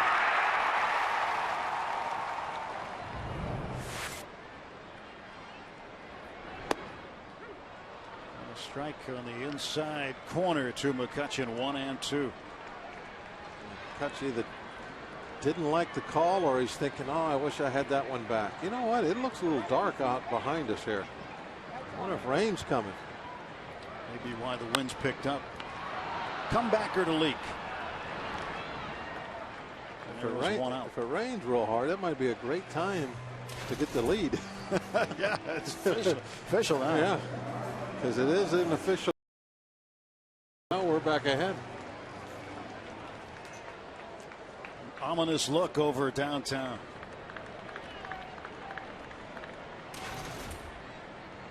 Skyline basically a silhouette in that sky. Garrett Jones hit one in that direction.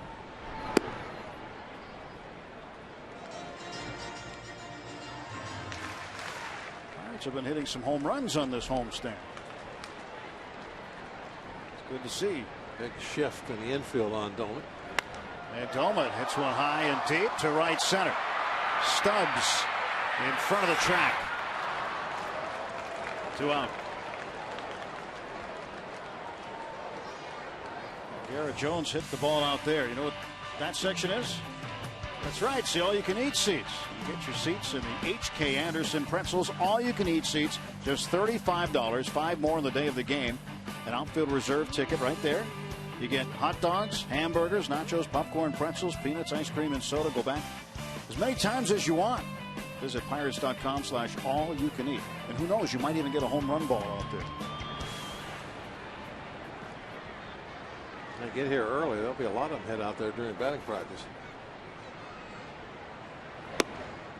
Ball 1 to Neil Walker.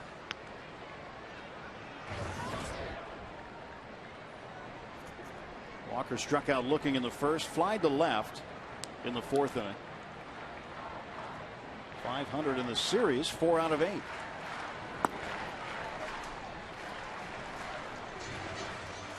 Two balls, no strikes to Neil. Brown's crew is over by their perch. It really has gotten a lot darker. It's hard to see on television, but when you're here looking down, you can see the lights have really taken effect shining down on the field right now. There's what you see looking up the Allegheny.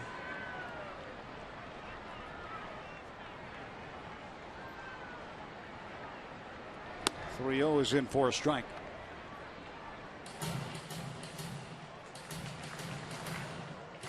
Over his last 41 games, Neil Walker has had 19 multi-hit games. Go back to the 3rd of July. And he's walked. 2-out walk issue to Walker, and that'll bring up Ryan Ludwig. Garrett Jones, a 2-run shot, is 15th. Has put the Pirates back in front.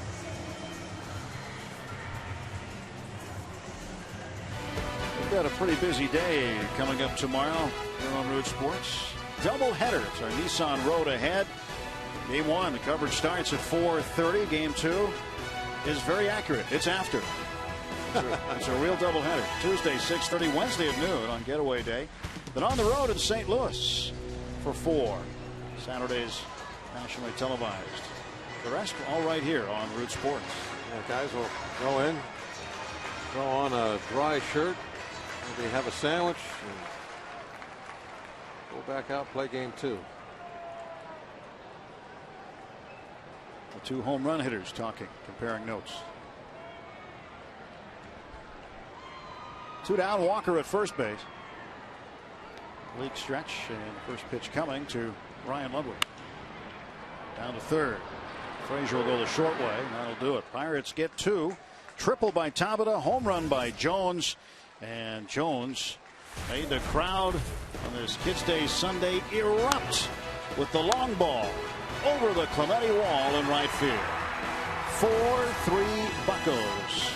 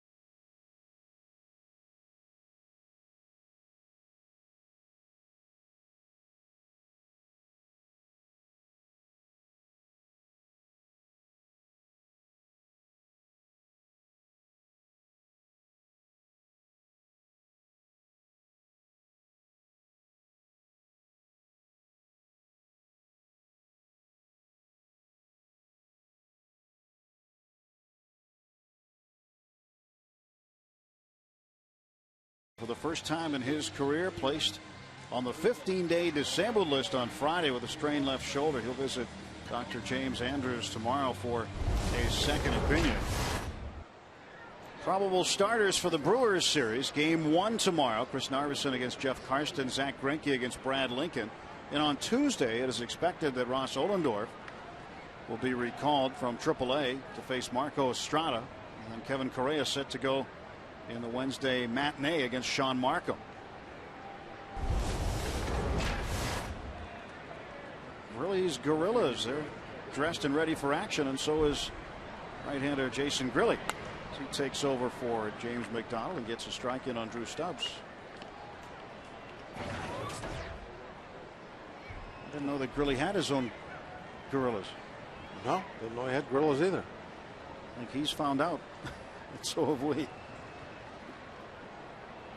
Talked to Paul Friday as he was leaving the ballpark, and he didn't seem to think that the problem was going to be real serious. He said he would love to get back and do a little more pitching before the end of the season. Maybe get back out there and make a couple of more starts. But he said it was something that's been bothering him basically the whole second half of the season, and finally decided just to go ahead and shut it down for a while. Did he go? Yes, says Bob Davidson, and Grilly comes in and strikes out Stubbs. The curveball in the dirt.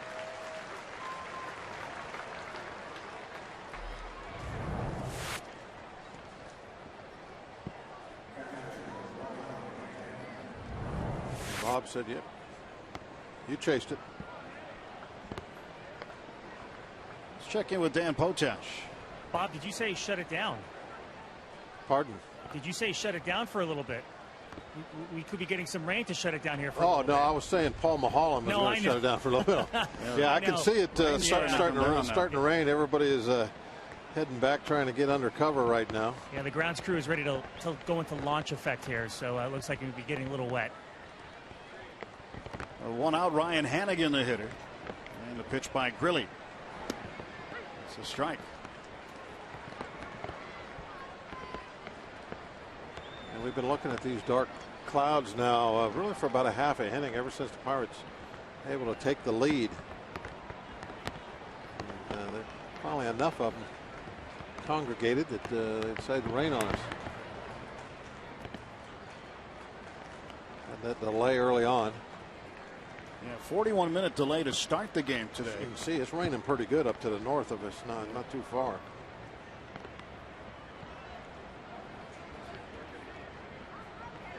Came prepared. 1-1 to Hannigan. Now it's 1-2. That's Smarts.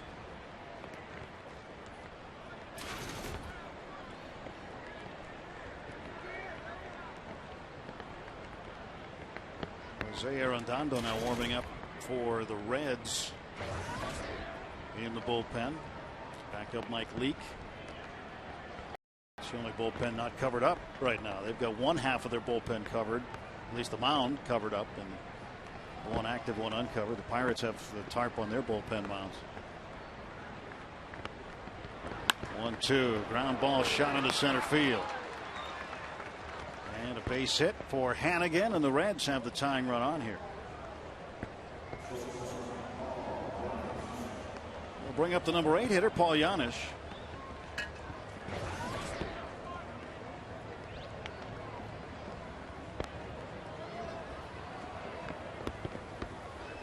We were talking about Paul Maholm just a moment ago. Evan Meek started and allowed one hit and struck out one batter in his rehab assignment today with Bradenton against the St. Lucie club. So Meek throwing again in game conditions. And speaking of game conditions, yeah, I can't believe they don't call this. But now they are. Yeah, it is really coming down now. Jerry Lane summoning the grounds crew, and now they spring into action. That tarp will get on that infield quickly as the players head for cover. Threatening skies over Pittsburgh. Look at that water. Check this out. What a great shot that is. Wow, that is beautiful. Dancing between the raindrops. That will do it. Gonna have to get it. You can see it coming. It's coming actually from kind of behind the Pirates dugout, coming from that direction, a little northwest. So here comes the tarp. Players will try to stay dry. Stand by. We'll step aside for just a moment. We'll come back to PNC Park and update you on the situation here on Root Sports.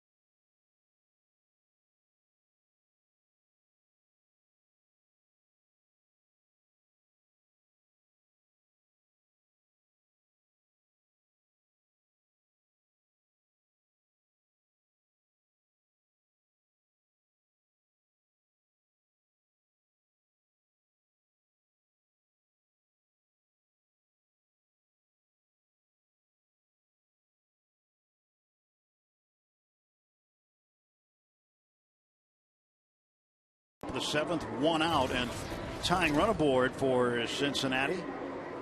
4-3 ball game. The Pirates have been using the long ball a little bit today. Game started 41 minutes late due to rain, and now rain stalling it again for the time being. As the grounds crew has worked hard to get that tarp out there. The rain has lightened up quite a bit and quickly. Yeah, it looked like everything was passing toward the north of us, and I'm hoping we just caught the edge of it for a little while, because it rained extremely hard for maybe 2 minutes, and now it's really shutting down quickly, almost leaving as fast as it got here. Behind the press box in that direction, the clouds were extremely dark. Now look if you look to the north, you can still see the rain. I think there was a big storm, and we must have just caught the edge. Just enough to, that's looking off obviously toward the east, northeast a little bit. You're swinging more toward the northeast, and you look up the river and you can see it's still, where all that rain is, that's what just passed over the stadium. It came down hard too. Yeah, I mean, it put a lot of water on the field in a very short period of time. But then as the camera is panning and looking back now, swinging like through the northwest, and you can see the sky definitely starting to lighten up that direction. So I think what that rain squall or that came through got in, did its business, and is gone. Unless there's something on radar that that you really can't see that's going to be coming again here in about another 20 minutes that we don't know about. But the grounds crew definitely heading back down the stairs. They're not standing out by the tarp like they were getting ready to take it back off. Still some areas that you can stay dry here at the ballpark. 4-3 Pirates. How did it get that way? Buccos in the first inning rode this long ball to left field off the bat of Andrew McCutchen.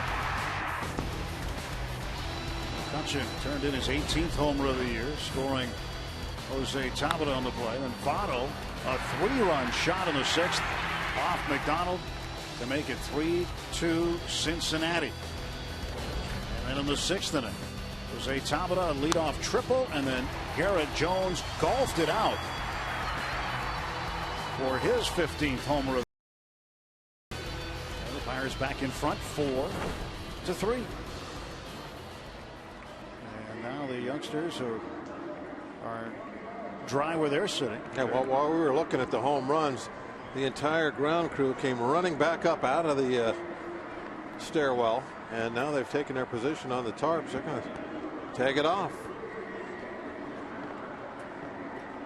So apparently the radar will cooperate, and the weather will be the one cooperating, but the radar probably showing that not a significant threat the rest of the way, so they will lift the tarp off and prepare the field as best they can, as quickly as they can. In the meantime, we will take a break. We're in the 7th inning, 4-3 Pirates.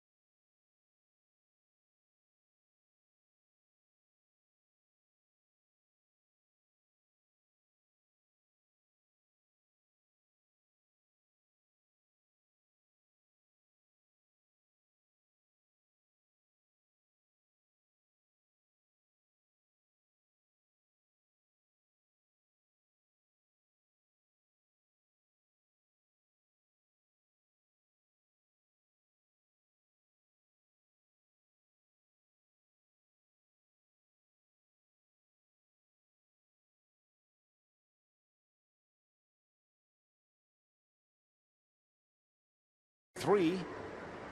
Top half of the 7th, Reds have a man on. There is one out. And what about Jason Grilli, who just came on? He struck out a man and gave up a hit. Now he's got to deal with this delay. Oh, that's not going to bother him at all. Kind of a, almost just like coming in, sitting in the dugout, and perhaps having an inning where you're scoring a couple of runs. He should be fine. A relief pitcher also is a little more used to the stop and go nature. You might have to get up and throw a bunch in the 6th inning, and then you don't get called upon until the 8th inning. Kind of a similar type thing to that. So he'll be fine as long as we get no more rain and they pretty quick fashion get the tarp off. He shouldn't be effective one way or another. They're looking for a win here today, no question. Looking to the future, #1 draft pick Garrett Cole was in town yesterday to meet the press. General manager Neil Huntington with him, also his agent Scott Boras. And Cole, with his new Pirate gear, #1 overall pick out of UCLA. He's already gone down to Bradenton, Florida, and has begun his indoctrination into professional baseball. Our Greg Brown yesterday had a chance to sit down with the #1 pick, Garrett Cole. Garrett's been a whirlwind, I'm sure, this past week, but welcome to the Pittsburgh Pirates. What has it been like for you? It's been really exciting. Things are starting to wind down now. Just got done with the press conference and whatnot, so glad to get that kind of stuff over with. It's always nerve-wracking, especially when you don't have a lot of experience. But it's been really exciting, and it's been a great ride. So, do you have a timetable when you're going to be actually wearing that Pirate uniform here at PNC Park? Oh gosh, I don't know, man. Hopefully it's soon. But it's up to the guys in the front office. You got to let they do a really good job at what they do, and and so they're going to make all the final decisions. But my job is just to go out there and play baseball and work hard. Garrett, what was your reaction when you knew for sure the Pirates were going to pick you first? I was speechless. I was on the phone with Greg and Neil and Frank, and I really didn't have much to say because I was so shocked. But that's a moment I'll never forget, sitting out there on the porch. But it was awesome. It was so exciting. Do you know anything about the history of this organization? Have you been much of a fan of any of the players in particular? Obviously you got to talk about Roberto Clemente and as of late Kevin Correa and Andrew McCutcheon. Some exciting players and a lot of exciting talent. The history at this city, this club, and the other professional sports here is just phenomenal, and it's exciting to go to an environment where the fans are just so great. What did you think of Pittsburgh in a short amount of time? A West Coast guy coming to this town. And we talked to Josh Bell. He was duly impressed with this area. Oh, stunning! My dad used to come back here a lot, so he kind of gave me a little bit of a precursor, but coming over that bridge is I don't know why you just don't expect it, but you don't, and the ballpark is obviously probably the most beautiful ballpark I've been to, and I've been to a good handful, and the backdrop of the city is phenomenal right there on the. It's been a great experience. Well, I'll tell you, we're looking forward to seeing you again. It's great to see you wearing a Pirate uniform, but for real, Garrett, not too distant future. Thanks so much for being with us. Thank you very much. Well, Garrett Cole has had a fastball clocked as high as 101 miles an hour, and they feel that he's got the possibility of having just an absolute wipeout breaking pitch. Curveball that knock out opponents, and his fastball obviously has the velocity, and he's had great success at a high level in college baseball, coming out of the Pac-10, which is now the Pac-12. So Garrett Cole might be in Pittsburgh sooner than later, being advanced, being a junior in college, and a guy that turned down the New York Yankees. He wasn't a first-round draft pick for the first time. He was picked 28th overall a few years ago by the Yankees and told the Yankees no. He wanted to go to college, went to UCLA, and then became #1 overall. So actually drafted in the. Well, I think that what you were saying earlier about sooner than later, I think is something that's very important for the Pirates. It looks like we're kind of on the edge of being where we need to be, and somebody like that coming up is going to be a big help. And the fact that just listening to him during the interviews and the press conference, he seems pretty mature for his age too, advanced in that regard, which is going to help him in getting up here. The pitching stuff is going to be one thing, but handling the life of a major league player is on the other side of the coin, and you got to be able to do that sort of business. And it just seems to me, listening to him, that he may have that covered already. He seems very level-headed. Well, Pirates Senior Vice President and General Manager Neil Huntington spoke at the press conference yesterday about what an honor it is for somebody to be the #1 overall pick.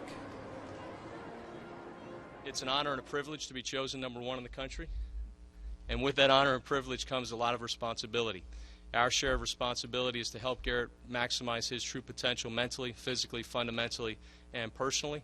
And Garrett, you've got our pledge that we'll do everything in our power to help you become the pitcher you want to become. Again, it's another great day for us. We're excited and looking forward to getting Garrett on the mound, and looking forward to the day where he takes the ball here in PNC and helps us take that next step towards being that consistent championship caliber organization. Some smiles from Neil too as he gets the #1 guy in the fold. The guy they wanted, the guy they tabbed as the best player in the draft. Pirates with the #1 overall pick, and finally signed, sealed, and delivered. The Pirates have made a great effort in the last few years to put a lot of resources into that draft to try and get the top level athlete, baseball athlete, into our organization, so that you get the top guys coming out on the top end of it at our level, at the big league level. And really have done a great job at that, leaving no stone unturned. And heck, we're even I heard the other day that the commissioner took a shot at us for spending so much money in the draft. How about that? Pirates spending too much money now. Did you think you're ever going to, you know? It's just amazing the comments sometimes that you hear, and I had to get a chuckle out of that one. Well, things could change, you know, with the collective bargaining agreement conversations going on, and there could be some differences, many differences perhaps next year and in future years. Well, I think the Pirates doing it the right way. I mean, it's, you know, I think, and I've told you this before how I feel about it. You know, I hear people say, well, you know, look at the risk you take. You know, you give, you know, X amount of dollars, $5 million, $6 million, $7 million, $8 million, or whatever, to a player that's never played in the professional ranks before. Was that more of a risk than giving somebody $180 million that is in their 30s that, you know, could get hurt on the very next pitch, might have to have Tommy John surgery? So, I mean, which is the bigger risk? So I think the Pirates have gone down the road that to me makes the most sense. You invest a lot of money into these youngsters and hope for a big payoff. And they've done things within the rules that are set up. They're just, you know, trying to do whatever they can do for the best advantage of the Pirates. The youngster needs a shave. Well, the Pirates are going to take the field again. Yep. Lane, the crew chief, telling the grounds crew to speed things up. And it looks like we're going to have baseball again here momentarily. Bob Davidson, the home plate umpire, is back near home plate. Let's bring in Dan Potash. All right, Tim, thank you very much. You know, I was hanging out downstairs with the grounds crew and some of the umpires during that brief rain delay and struck up a conversation with balking Bob Davidson, who asked me if Bob Walk was working today's broadcast. I said, well, of course he is. He said, you tell Bob that nobody balked more than Walk. And I said, okay, I'll tell him in the commercial break or after the game. He goes, no, you can tell him during the broadcast. It's okay. You tell him I said that. I don't need to push any buttons there. I'm just the messenger. Oh, he kidded me. He did call me for an awful lot of balks. You know, this is one of the things that I used to think of. And when I was playing, there was it seems like there was a lot more stealing going on. Guys like Vince Coleman and stuff, they'd steal 100 bases, and it was a big deal. So if I got a base runner out there at first base that is going to steal second 8-9 times out of 10, well then when I come set, I might have to give him a little wiggle with that left shoulder before I go over. And if I get called for a balk, half the time I pick him off, I'm still ahead of the game, right? Well, he's going to steal on you some of those times anyway. Well, yeah, so, you know, if I just let him run, he's going to be at second 90% of the time. If I give him a little shoulder and pick him off maybe 4 or 5 times and only get called for a balk every now and then, I thought that was a good trade-off. Well, Bob was a specialist at calling balks, and this was back in the days too, where we didn't fly charters all the time. Sometimes you would fly on the commercial flights. I had him yell at me across an airport one time, "Walk, that's a balk," as I was walking down the jetway. So we used to have a lot of fun with that. Obviously, he still remembers. Surprised he doesn't call you Bob Balk instead of Bob Walk. He was that was one of, you know, every umpire, especially back in those days, it was you didn't have as many teams and they were National League umpires, so you saw them all the time. They all had a personality, and I'm not talking about what you would think normally of a personality, but their game, the baseball personality. You know, big strike zone, small strike zone. You know, what is it about them that sets them apart from the other umpires? Well, Bob, he was a stickler for doing the things right out there as a pitcher. He would call a balk if you didn't stop, and that's where he got the nickname Balk and Bob. But you know, that was just something that was like a trademark of his. As far as he's concerned, that should have been your nickname. As far as he's concerned, yes. Right. Well, the game summary. We're in the top of the 7th, 1 man out. Andrew McCutchen, a 2-run shot. Garrett Jones, a 2-run shot. Joey Votto, a 3-run shot. So home runs have accounted for all of the runs so far this afternoon as we get set to pick this game up. 4-3 Pirates. 1 out and 1 on for Cincinnati. Paul Janisch, the hitter, facing Jason Grilli. Ryan Hannigan with a 1-out single is at first base. There's ball 1.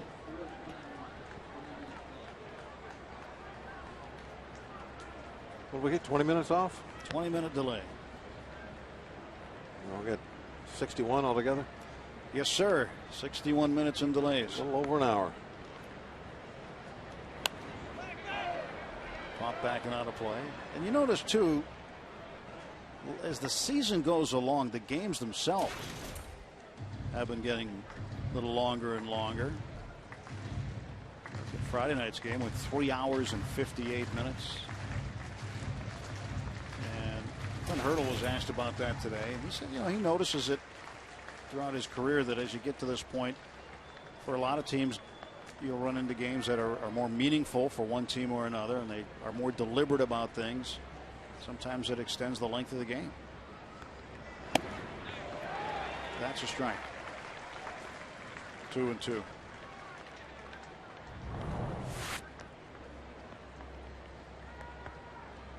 Definitely tied him up and in. And one thing that definitely happens when we get to September, you get the rosters expanded, and managers are making a lot more moves. You have almost unlimited options. You'll have extra guys in the bullpen, extra guys on your bench. And that sometimes can lengthen ball games late in the year. Those blanks will get filled in a little bit more. Oh, yeah. 3-2 struck him out. Two really bad swings by Giannis in that at bat. He goes down on strikes for the second time in the game. And Grilli with 2 strikeouts. Yeah, he was no chance against the curveball. 2 in a row.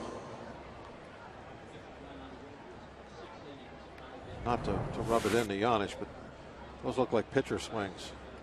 And I'm not talking about Leake. No. Well, Leake's swings look real. Yeah.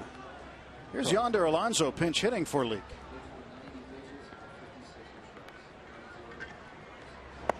Yonder Alonso, a guy they really like his bat in Cincinnati. Find a way to get him some more at bats. 3 out of 9 as a pinch hitter.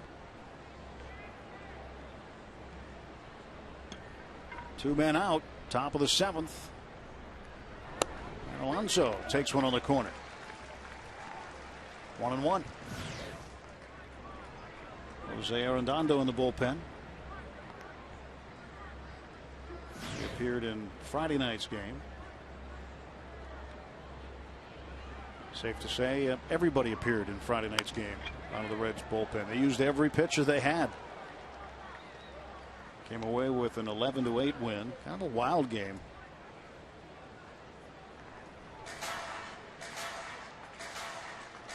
In that game, the Pirates scored runs in every inning from the 4th on. 4th through the 8th anyway. Didn't score in the 9th, but never had a lead. Ended up losing 11-8. Yeah, that was a game that neither team played especially well. Made a lot of mistakes in.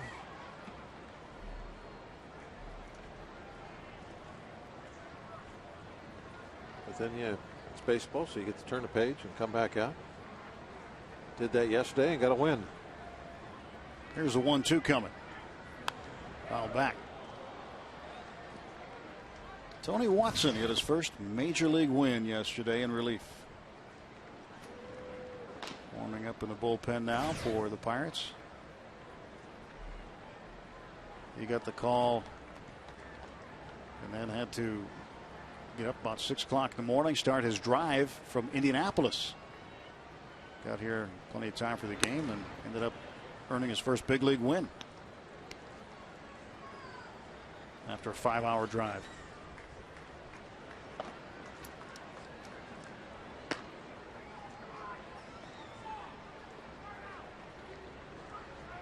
Here comes the sun. 2-2 the count to pitch. It's in the dirt. 3-2 now. So the base runner, Hannigan, will get a head start at first.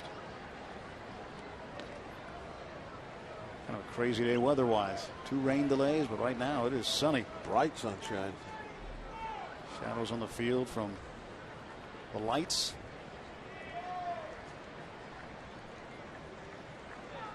The 3-2.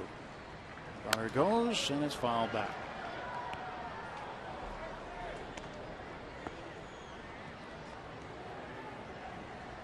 We've had the DirecTV blimp here this weekend, and it was circling the ballpark prior to the game, but due to the weather forecast, we were unable to have it for the game today, bringing those beautiful overhead shots of the city. We got some last couple of days, definitely were gorgeous. I especially love the nighttime shots. Really walks the pinch hitter Alonso, and now the tying run is pushed into scoring position with 2 men out. Listen up, college football fans. You can catch a Mountaineer game in just 1 hour on Tuesdays. Then on Wednesdays, huddle up with the Thundering Herd on Marshall Football Today. Wild and wonderful sports on Root Sports. Begins August 30th. It's that time. College football ready to kick off.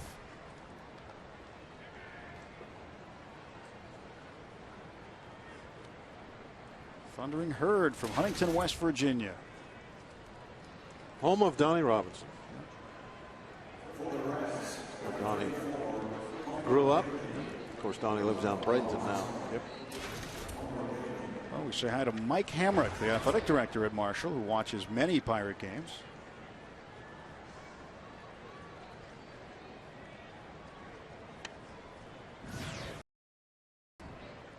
Comes out. Homer Bailey. Starting pitcher from a couple of nights ago. Breaking ball in for a strike call.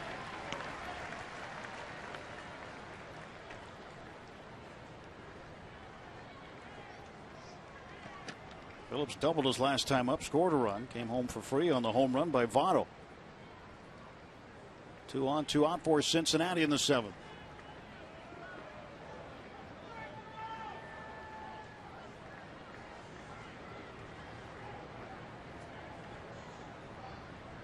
Really a couple of looks back. Now the pitch fouled back. And Phillips behind 0-2.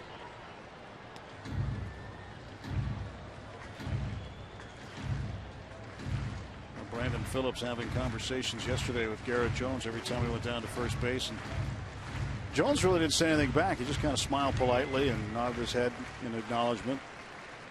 Phillips should be a first baseman. Huh? Yeah, he talks to everybody.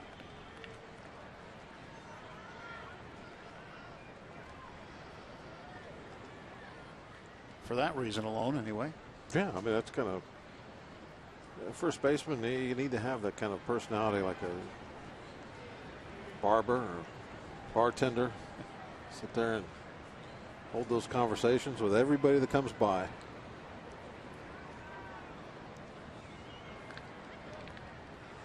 And the 0-2 on the way. That's up high 1-2. Sean Casey was a perfect first baseman. Yeah, he's next door today, isn't he? Good word for everybody. I saw him downstairs earlier. I know he's here. Yeah. There he is. Doing Cincinnati TV today. His chatty persona got him the nickname the Mayor. The Mayor, yes.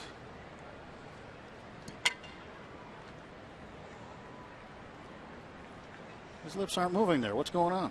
Color guy. Yeah, they got a promo going, so there was nothing for him to do. Probably it. He got the stop sign, right? He didn't want to go through the stop sign. His lips aren't moving. They'll move. If there's a hit here, they'll start moving a million miles an hour. Something's getting fired up. He's got a thought. Might have just saw we had him on. Here comes the 1-2 on the way to Brandon Phillips. And it's chopped down the third base side. Got to touch it. There you go. Foul ball. And that was one that might come back. That's a good idea. Grilli was able to get to that so quickly.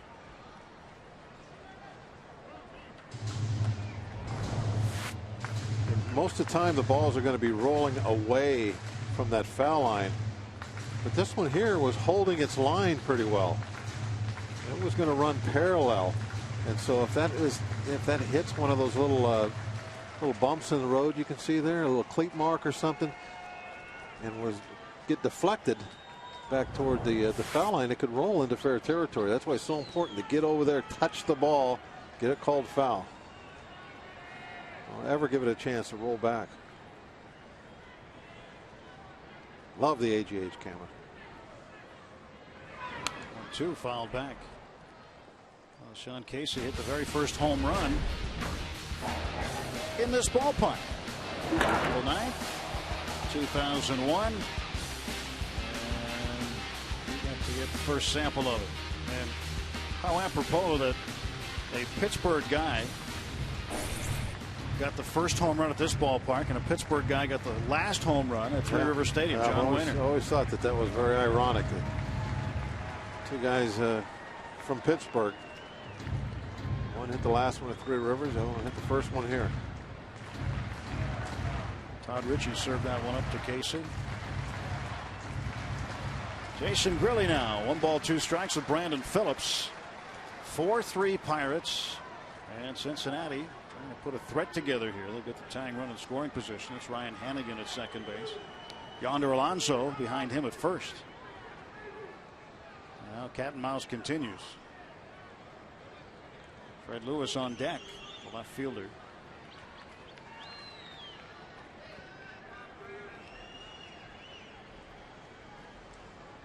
One ball, 2 strike pitch. Up and in.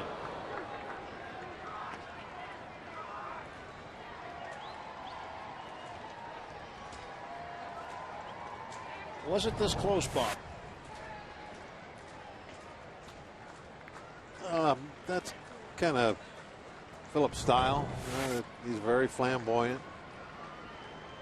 No, that was a couple inches inside. Really ready to go. Look at second base, the 2-2. And this one looped into shallow center. Out goes Walker. He'll make the catch. And the Reds will strand 2 men. Stretch time at PNC Park, middle of the 7th. Pirates leading the Reds 4-3, and we stay here to take you out to the ball game. And on this Sunday, we'll also have the playing of and the singing of God Bless America. Ladies and gentlemen, we invite you now to stand and join the Pirates and Major League Baseball as we remember the lives lost on September 11, 2001, while offering support to our troops here and abroad. Joining us on the field is Senior Airman Brandon Montre. Senior Airman Montre is a Beaver County native and has been a member of the 171st Air Refueling Wing Fire Protection since 2003 and has recently returned home to Pittsburgh after serving a tour of duty in Kuwait in support of Operation Iraqi and Enduring Freedom and Operation New Dawn.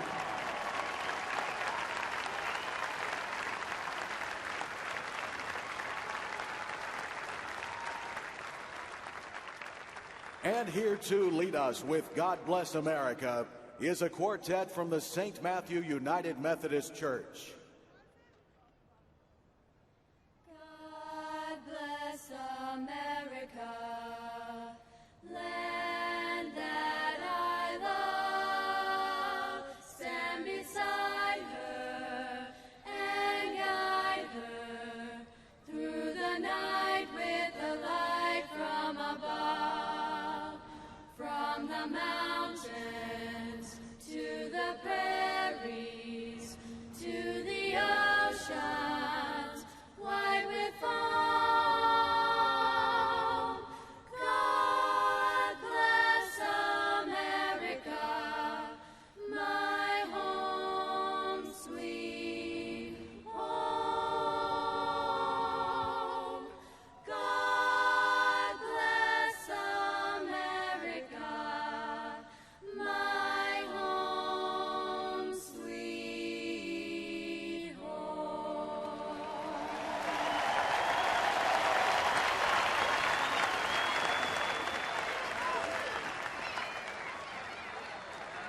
Fans, it's time for the 7th inning stretch. We invite you now.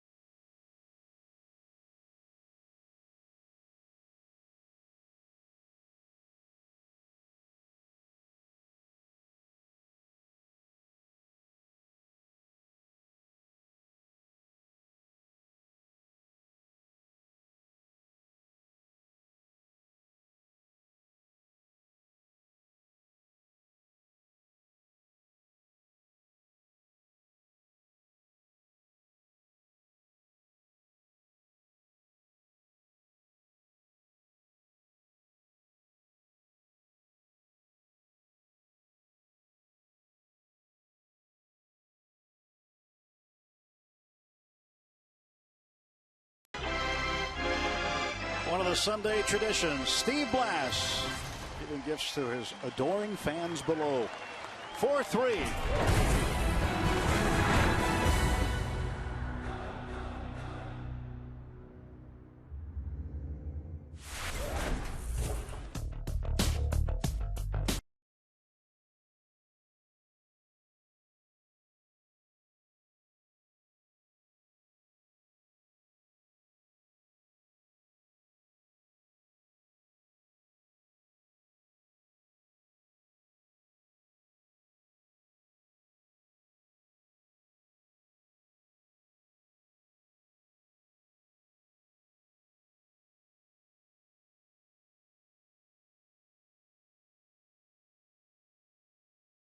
Wood, Bucks up by a run here. Along with Dan Potash and Bob Walk, I'm Tim Neverett. Glad you've joined us here to watch Pirates baseball. A strike to Wood, who has struck out twice today. He's 0 for 2. We have endured 2 rain delays that have encompassed 61 minutes. One to start the ball game took 41 minutes. And a brief 20-minute delay. Down to 2 and 3.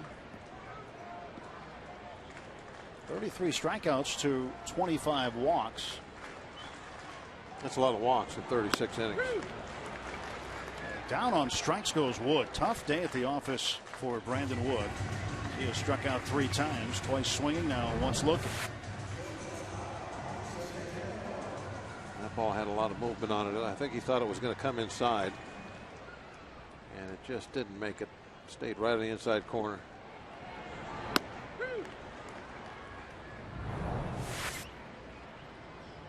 Cedeno chops one to third. Frazier right from the bag throws him out.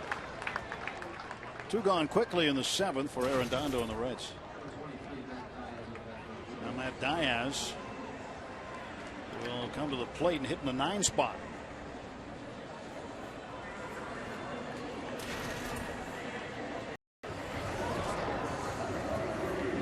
75 as a pinch hitter.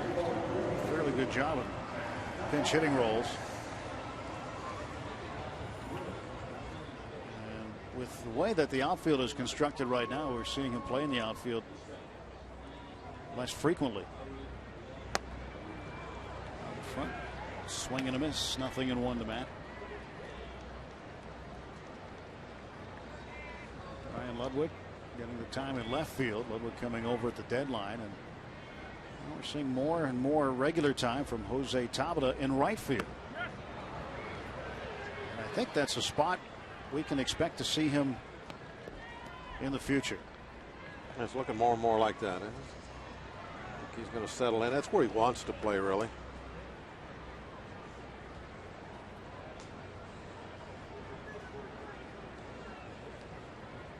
Oh, 2 pitch.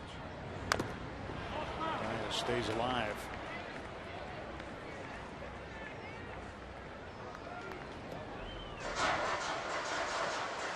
Well, it'll be interesting to see what happens on September 1st, too, when the rosters expand.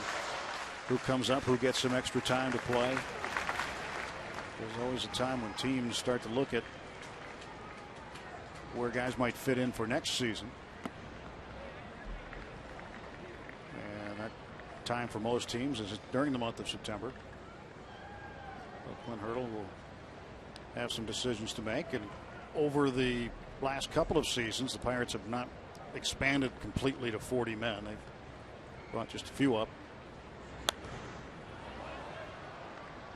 And this year, who knows? They may bring some more. And a lot of that is purpose because you want to bring a guy up maybe who has had a good year in the minor leagues, give him a reward for it, but have him work out with a big league club for an extra month and give him a taste of what it's like in the big leagues. Maybe get him a chance to get his first big league hit, or maybe his first big league win on the mound, or strikeout, or whatever. And Diaz goes down looking. So 1, 2, 3 go the Bucks in the 7th, and we are on to the 8th. 4-3 Pirates.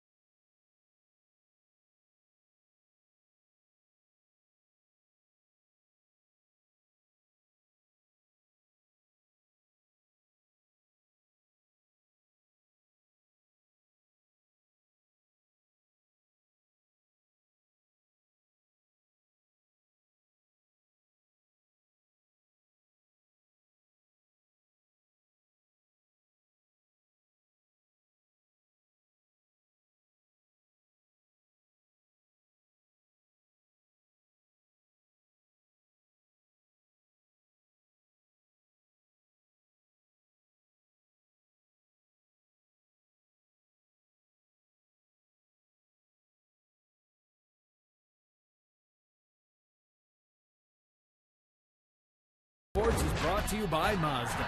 Mazda, zoom, zoom. Let's go, Bucks.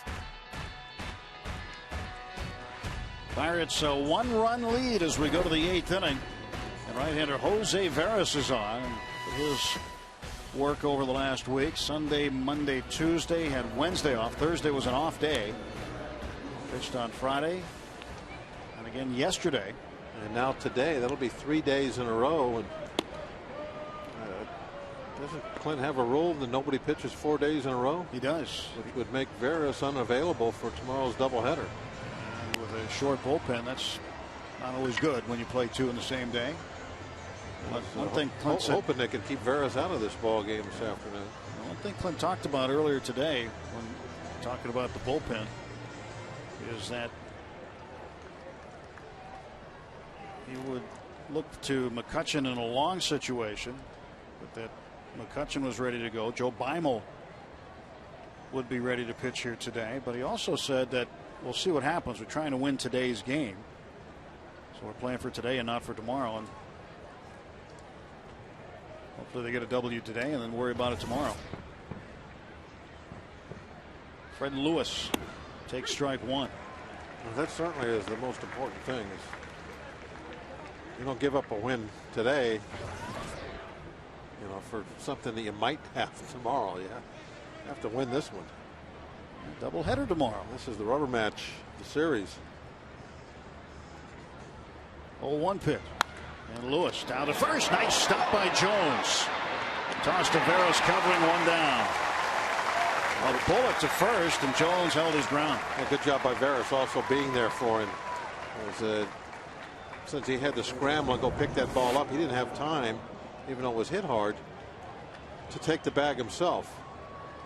So Veras, he didn't end up being a spectator. A lot of times as a pitcher, if you see a ball hit really hard down there, you start watching it because you think, oh, he's going to have plenty of time to make that play himself. He doesn't need me. Veras didn't do that. He broke over there and was there in plenty of time. Give you an idea how hard that ball was hit. Garrett Jones had fumbled that ball all around, still had time to pick it up, take a couple of steps, and make the toss. And Lewis runs fairly well. A left-handed hitter, too, coming down the line. So it gives you an idea of how hard that ball was struck. Joey Votto, 3-run home run back in the 6th. 1 for 3 today. And strike. Oh, you like baseball? You want to see some bonus baseball tomorrow? Plenty of it. Back-to-back games starting at 5 o'clock. 4:30 coverage begins here on Root Sports. Greg and Bob have you in game 1, and yours truly and Steve Blass in game 2. To left field, Ryan Ludwig makes the grab.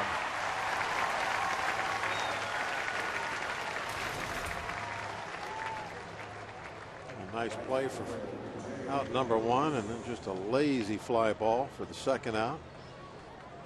The 2 outs, just 5 pitches for Veras.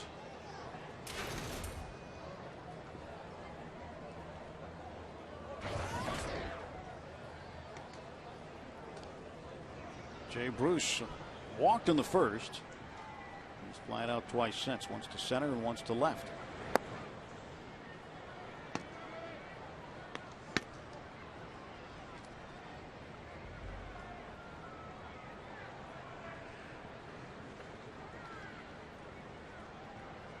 Very strong right fielder. 1-0 pitch. That's on the corner. 1 ball and 1 strike.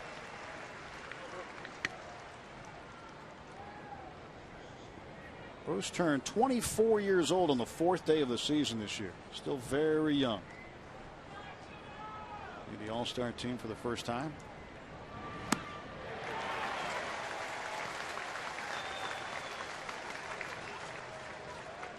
This breaking ball, this curveball's been getting swings like this all year. That has been his bread and butter pitch. A lot of strikeouts on that little short curveball. There you go. He got another one. He got another one. You're right. Bruce strikes out, and Veras comes in and gets the side in order. 1, 2, 3 go the Reds. A ground out by Lewis, a fly out by Votto, And now the strikeout of Jay Bruce.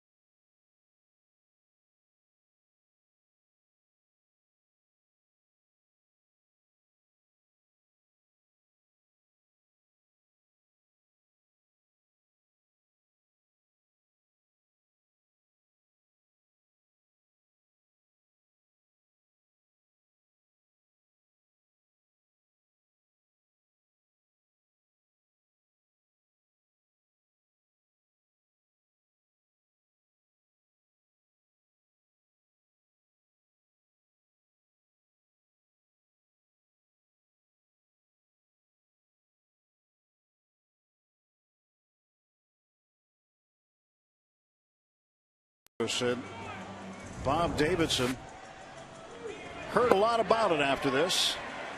And while we were away, after Jay Bruce dejectedly walked back to the dugout, more emphatically, Dusty Baker crossed paths with him and came out to meet the home plate umpire. And bench coach Chris Spire also fired up as well, and it was an ejection. Tabata drills this one to left field. Fred Lewis is there. Thomas centered the ball up this afternoon, isn't he? Yeah, Tabata 2 out of 4 now. There's the check swing again that called strike 3.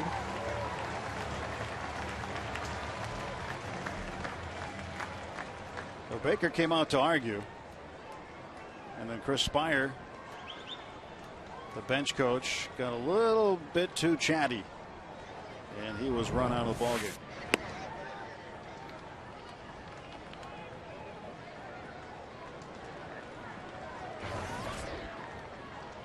Two-run home run in the 6th inning for Jones, his 15th of the year. He now has 49 runs batted in. 1-1 to Jones.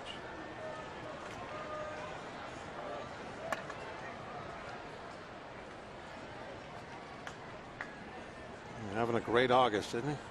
Outstanding in the month of August. If he keeps this up for the entire season, I got to believe that might be able to solidify his position over at first base. So what he is doing right now is the offense that really the Pirates are looking for from him. And if he delivers, I mean, look at that. They're not looking for a .313 average, but still, what I'm saying is the power numbers, the RBI, the run production, you get that up there, that's what you want from him. It's this one well. And Stubbs is able to get a hold of it. The extra base hits. Well, the extra base hits, he had 12 heading into the game, and that was tied with Tulowitzki of Colorado and Pena of the Cubs for the most in the National League. He's at 13 now, obviously, with the home run. And McCutchen, way back when in the 1st inning with Tabata aboard. He went yard. And for McCutchen, his 18th. RBIs 73 and 74. He leads the club in runs batted in. Anders hit in the cleanup spot this year. He's also hit leadoff a bunch. But it may turn out where this is where he's going to end up hitting, is in that 3 spot.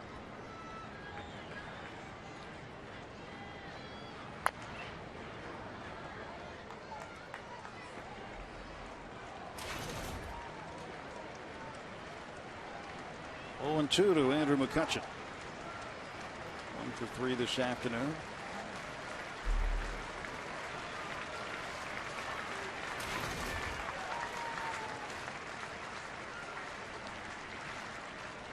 Oh, 2 pitch. All chopped down to short. Yanish, low throw, but good enough to get McCutchen. And the Pirates retired in order. It is hammer time at PNC Park.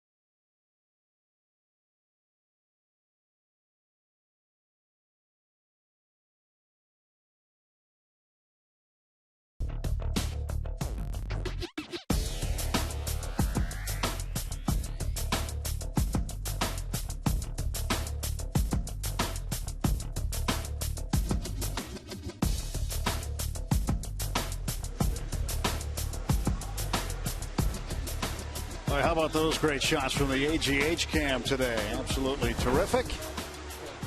Out of town scores brought to you by the Meadows Racetrack and Casino. Brewers go on the road and sweep the Mets. They've now won 22 of their last 25 games. They come in here for a twin bill tomorrow. 4 games in 3 days. Nationals and Phillies even at 3 late.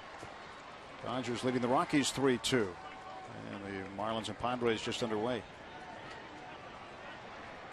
In case you missed it from Subway, the Pirates signed Aaron Heilman to a minor league contract and assigned him to AAA.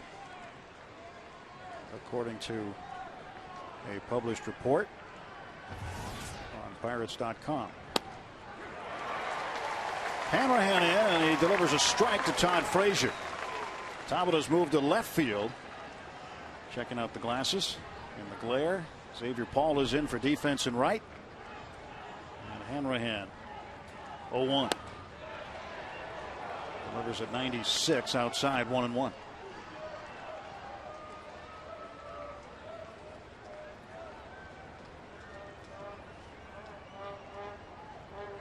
Hanrahan looking for save number 32. This is also Joel's 3rd game in a row.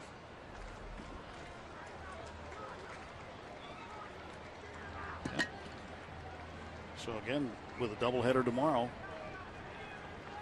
we will see what Clint Hurdle ends up doing in terms of the rule that he's got. Pitchers don't pitch more than 3 days in a row. Here's a 2-1. Wave and a miss. Came with the heat.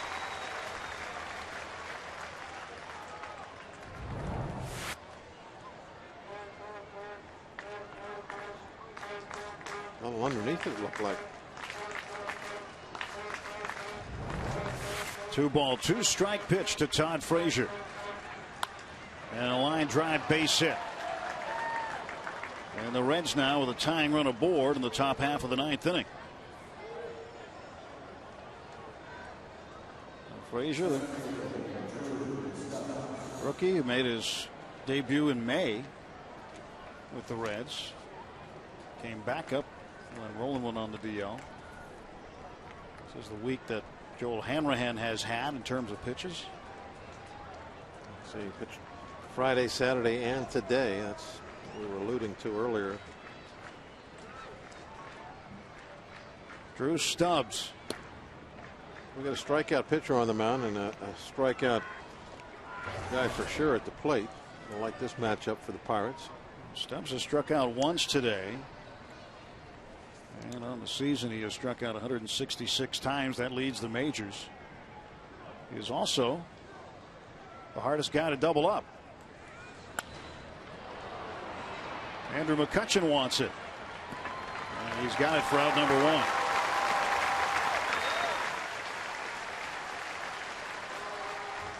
Around the major leagues, in case you missed it, presented by Subway.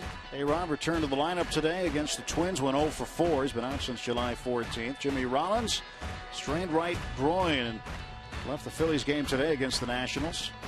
Retiring Trevor Hoffman's number 51 today, the San Diego Padres. Johnny Damon had a grand slam overturned on video replay and was ruled a 3-run double. As the Rays play Seattle, and they have won that game regardless, 8-7. First time that a grand slam has been overturned by video replay. There have been home runs, but never a grand slam until today. 1-0 to Hannigan from Hanrahan. It'd be interesting if that play ever comes up on a walk-off home run where got the big dog pile at the plate. And, in a lot of those instances too, the umpires, as soon as the plate is touched, they're walking off. Got to get them, I guess, before they leave. Yeah. Tell them you wanted to appeal that, see if you can talk them into it. But I don't know if I've seen one of those come into play.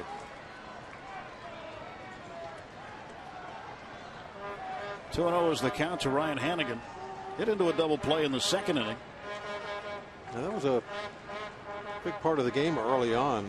James McDonald able to turn a couple of double plays, induce a couple.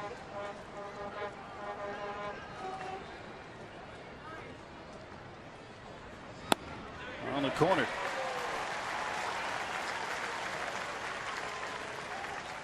Two balls and a strike to Hannigan. And that in the second inning was after Stubbs was hit by a pitch, and he was the leading base stealer for the Reds with 30, and he was stuck at first base, and Hannigan hit one to short. Good pivot at second base by Walker, and then the twin kill. They would get another one the next inning. Hanrahan falling behind Hannigan.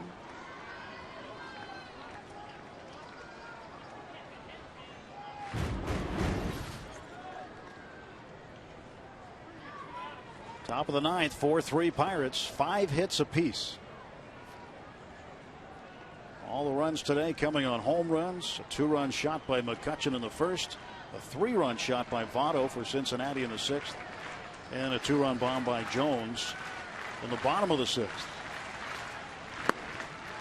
Missed for ball 4, and now the tying run is in scoring position and the potential go-ahead run at first. It's not going to be Onish. Take a look at the strike zone. It says that ball was high enough. You saw it light up. When the border of the strike zone turns yellow, that means it was a strike.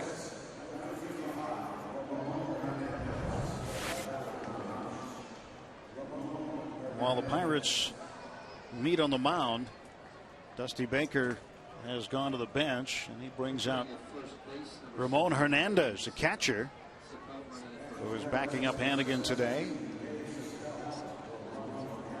And a pinch hitter,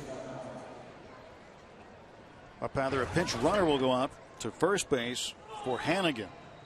Dave Sapelt, a rookie outfielder. Sapelt is at first. Frazier's the guy that the Pirates want to keep where he is. He is at second base. He represents the tying run. And here is Hernandez. Hernandez is 2 for 6 against Hanrahan.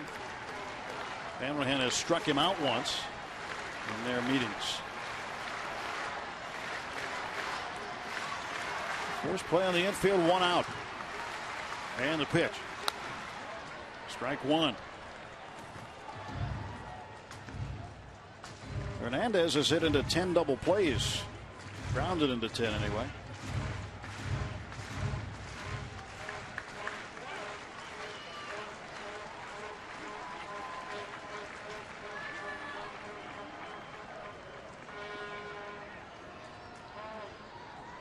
Stretch by Hanrahan. He's ready. Looks at second and delivers 0-1. Did he go? Yes, he did. Hunter Wendelstedt rings him up on the appeal. And the count is 0-2.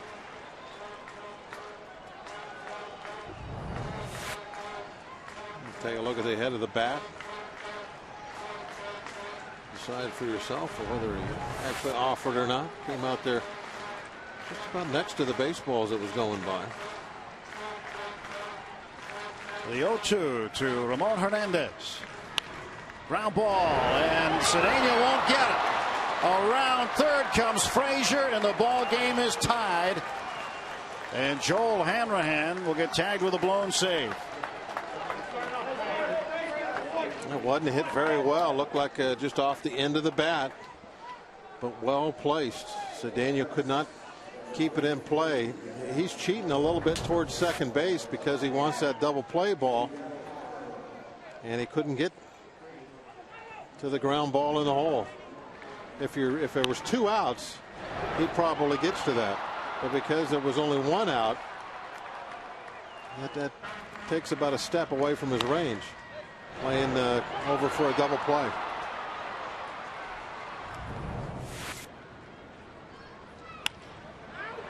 And Miguel Cairo to left field. That falls in front of Tabata. Cairo hits in the 9th spot. Well, that time, because there was 1 out instead of 2, we saved a run. Sapelt scores there if there's 2 outs, but he had to hold up and just stand there and wait to see if that ball was going to fall in. So only 1 out saved us. Watch the second baseman, Sapelt. He's just going to stand and wait and wait and wait. He can't run. Now he can go when the ball finally hits the grass. If there's 2 outs, he's going crack of the bat. We got problems. Of course, we have some problems right now. Bases loaded, just 1 out.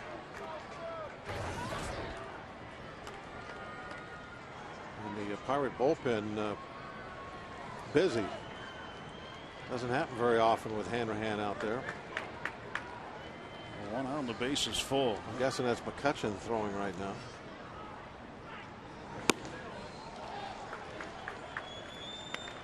Phillips with 4 career grand slams. There is Daniel McCutcheon.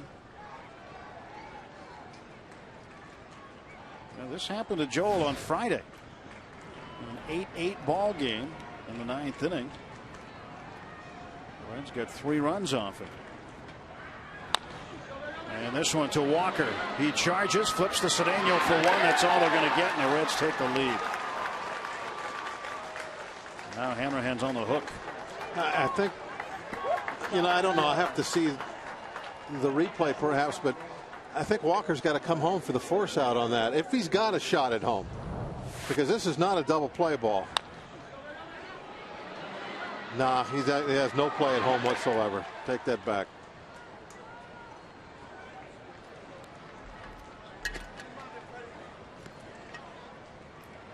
They were hoping for 2. And instead, it's the Reds with 2 runs.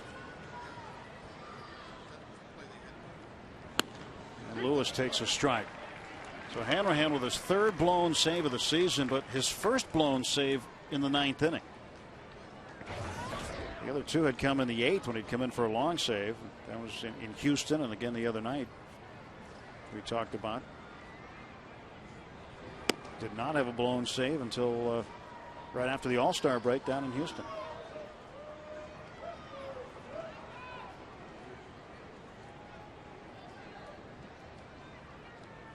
Hanrahan had 14 straight scoreless appearances, but has been scored upon in 3 of his last 4 outings.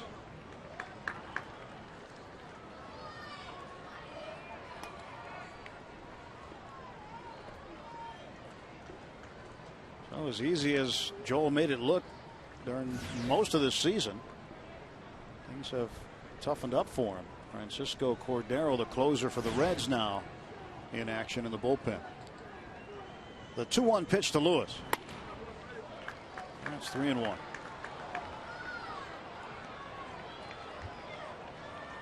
And with Joey Votto on deck, Hanrahan would like to get Lewis here. He's 1 pitch away from loading the bases.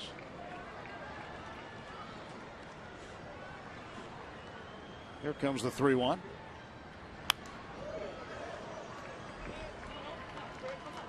Phillips can take off from first. 3-2, 2 outs. Pirates are going to have to get it done with the bats. Domit, Walker are the 2 scheduled to hit first.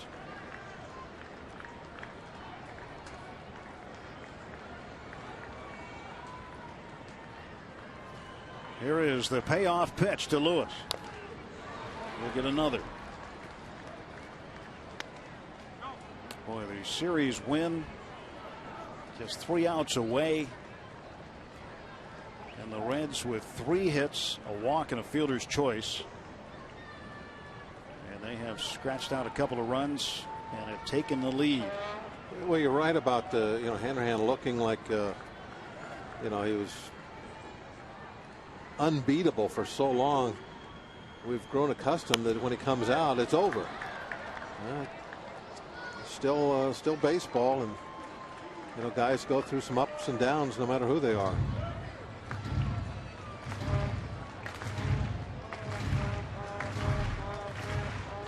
Well, guys can slump in the field, they can slump at the plate, they can also slump on the hill. And it is a game of peaks and valleys.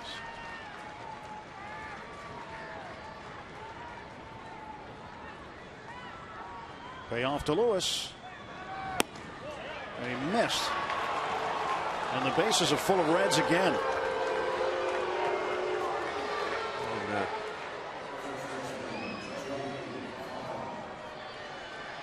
Hurdle, I think, is going to go make a double switch. He's going to go to the plate first. We'll talk to Bach and Bob. Well, this is unusual, highly unusual to see Hanrahan taken out in the middle of one of his outings. We did see that in recent days, Friday, but to see it this close together is alarming. Steve Pearce has come out, and he'll take over at first base for Garrett Jones. So double switch, and Daniel McCutcheon will come in here in the top half of the 9th.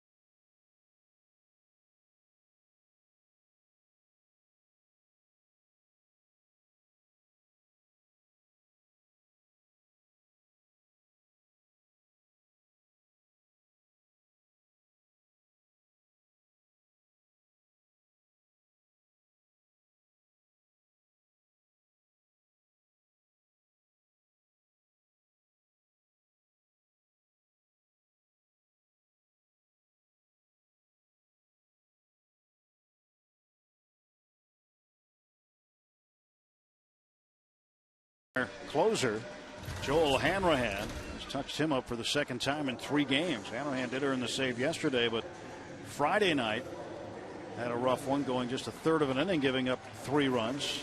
Today, 2/3 of an inning, responsible for 2 runs, and now the base is full with 2 men out for Daniel McCutchen.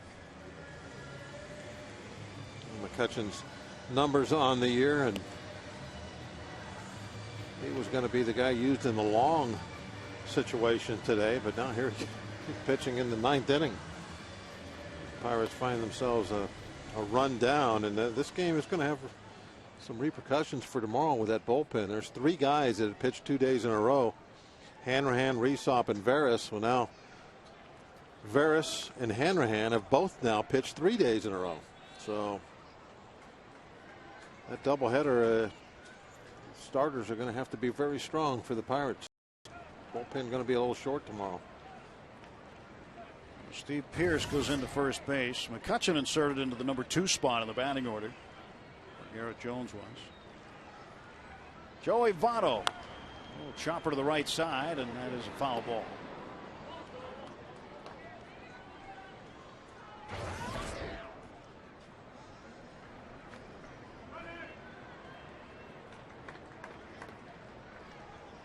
.342 with the bases loaded. But this season, 0 for 4 with the sacks full. And certainly concern on many of the young faces here this afternoon. Pirates are 3 outs away from evening things up in the Central Division standings with the Reds. And would have had a game up in the loss column on them. Yep. Started the day a game back, and now perilously close to dropping 2 back. Boy, things just can change in a heartbeat in this game, can't they? Yeah, I think right now you just want to finish the season strong. Guys that are having good years, take it all the way to the finish line. And this year, I think, has shown everybody that we're not that far away. So you can go a long ways on good pitching. Strike 2 to Votto.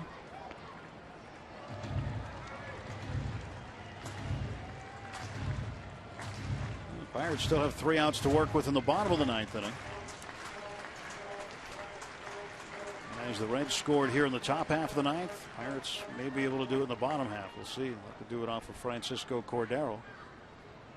Phillips at second base. Over at first is Fred Lewis, and Votto takes ball 2.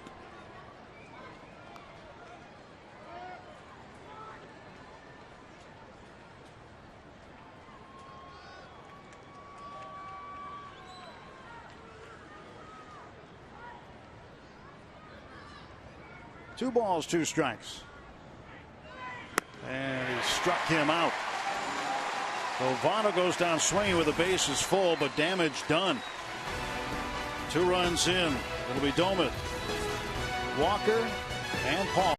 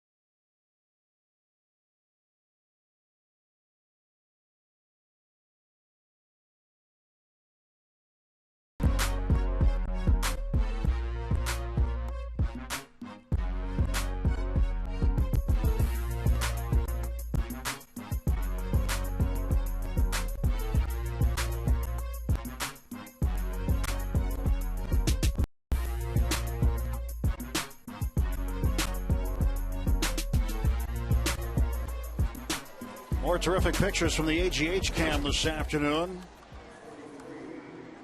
I live to root here on Root Sports. Number 21, Todd Frazier, moves from third base. You love to root, and they live to root. How about that? Miguel Cairo stays in at third base. Frazier moves from third base to shortstop. Dave Sapelt out in left field.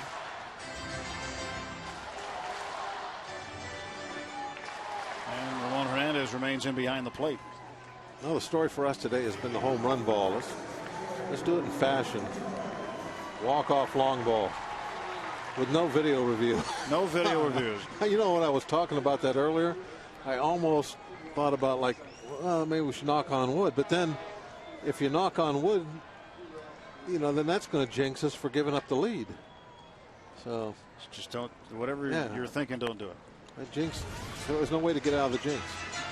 Now the Reds have shifted infield wise, putting 3 on the right side and 1 alone on the left for Doman. 1-0 pitch.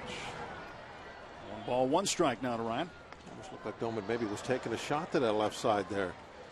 And the poke one through, get something started here. Nobody out with a base runner. Take that. Cordero hanging that right arm down by his side, bent over at the waist.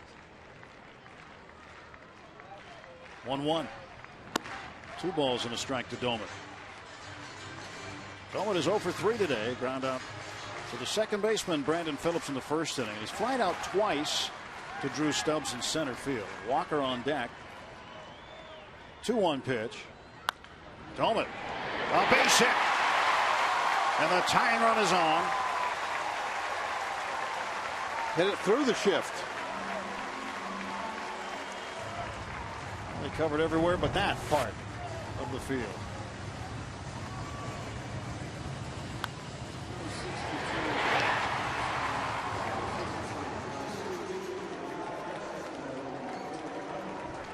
The ball had a lot of overspin, so it hit that last little hop and then took off and just shot through the hole. Clint Hurdle will go to the bench and bring out a pinch runner for Ryan Doman. It is Josh Harrison. Strike 1 to Neal.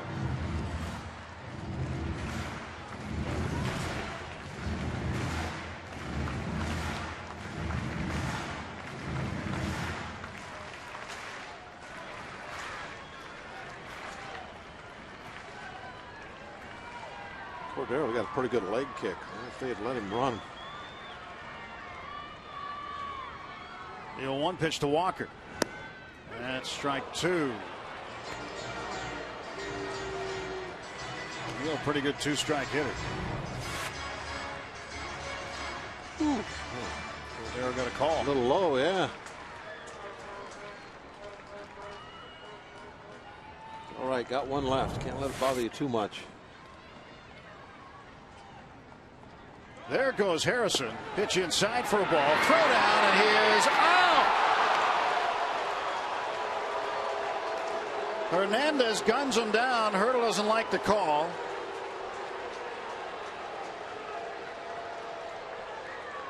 And Harrison might have got an arm in there before he was tagged. Cordero was very slow to the plate. He was a 1-4 getting that ball home.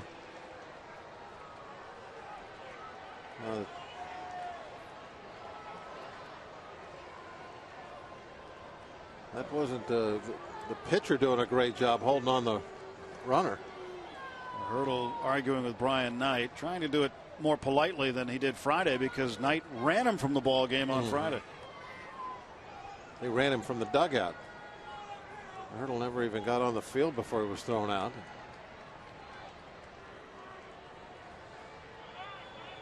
I think they were arguing about a strike 3 call to Garrett Jones the other night.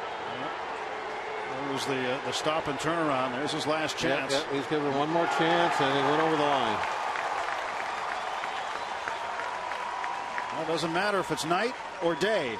Brian Knight has thrown out Clint Hurdle twice in this series.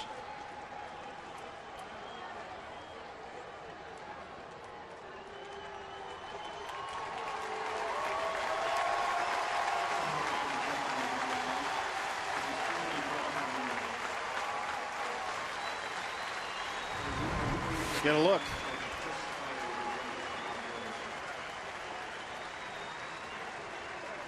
The throw looked like it was there on time.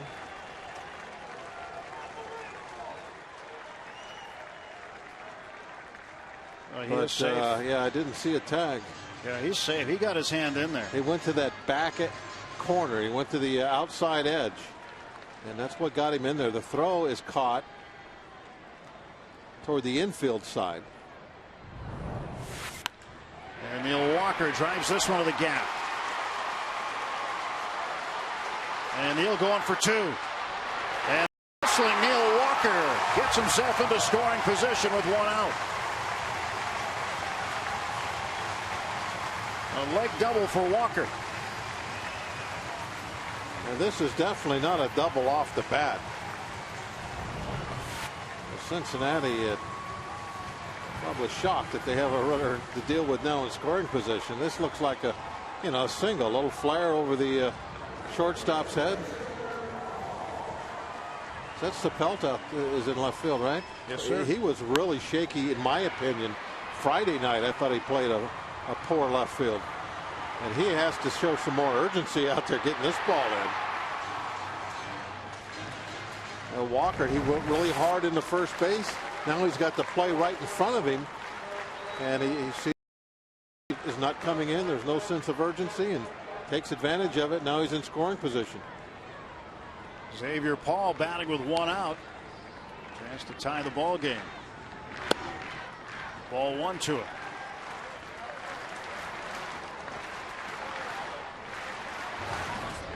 Clint Hurdle ejected for the fourth time this year. Two men have been ejected from this game. Remember, Reds bench coach Chris Spire ejected earlier.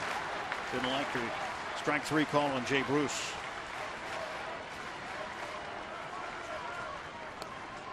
Was back in the eighth.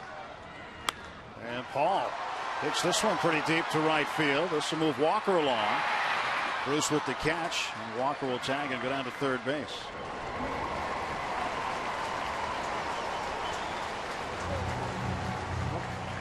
"90 feet closer. But we're down to our last out."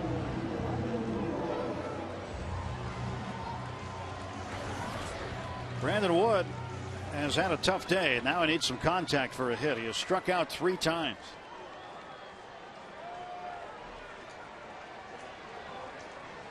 So Wood facing Cordero. Joel Hanrahan also with a tough day. Lost the lead in the top half of the 9th inning.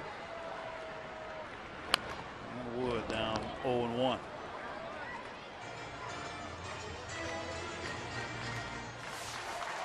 Hanrahan on the hook right now. Wood trying to get him off it with 2 outs in the bottom of the 9th. And he's got one more strike to work with. Pirates down to their last strike today. Francisco Cordero trying to pick up another save. And Wood stays alive.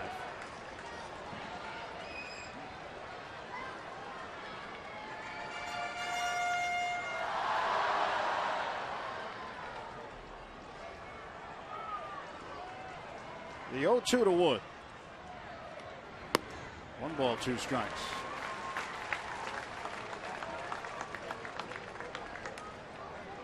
Went upstairs, see if he can get Wood to chase it.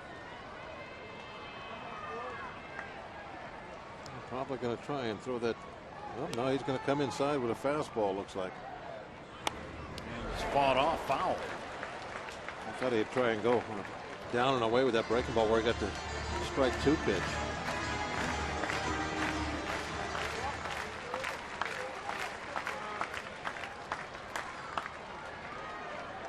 What's got to just be 2-strike mode now. Got to be protecting. Ground ball to third. Cairo ends the ball game. And the Reds escape here today with a victory. Joel Hanrahan will get tagged for the loss. And the Reds end up taking 2 of 3. Things didn't go the Pirates' way today in the 9th. And they fall to the Reds by a 5-4 score. Yeah, this one definitely was. in my mind, I'd already put it in the win column this afternoon. I thought we had it. It just slipped away. What are you going to do?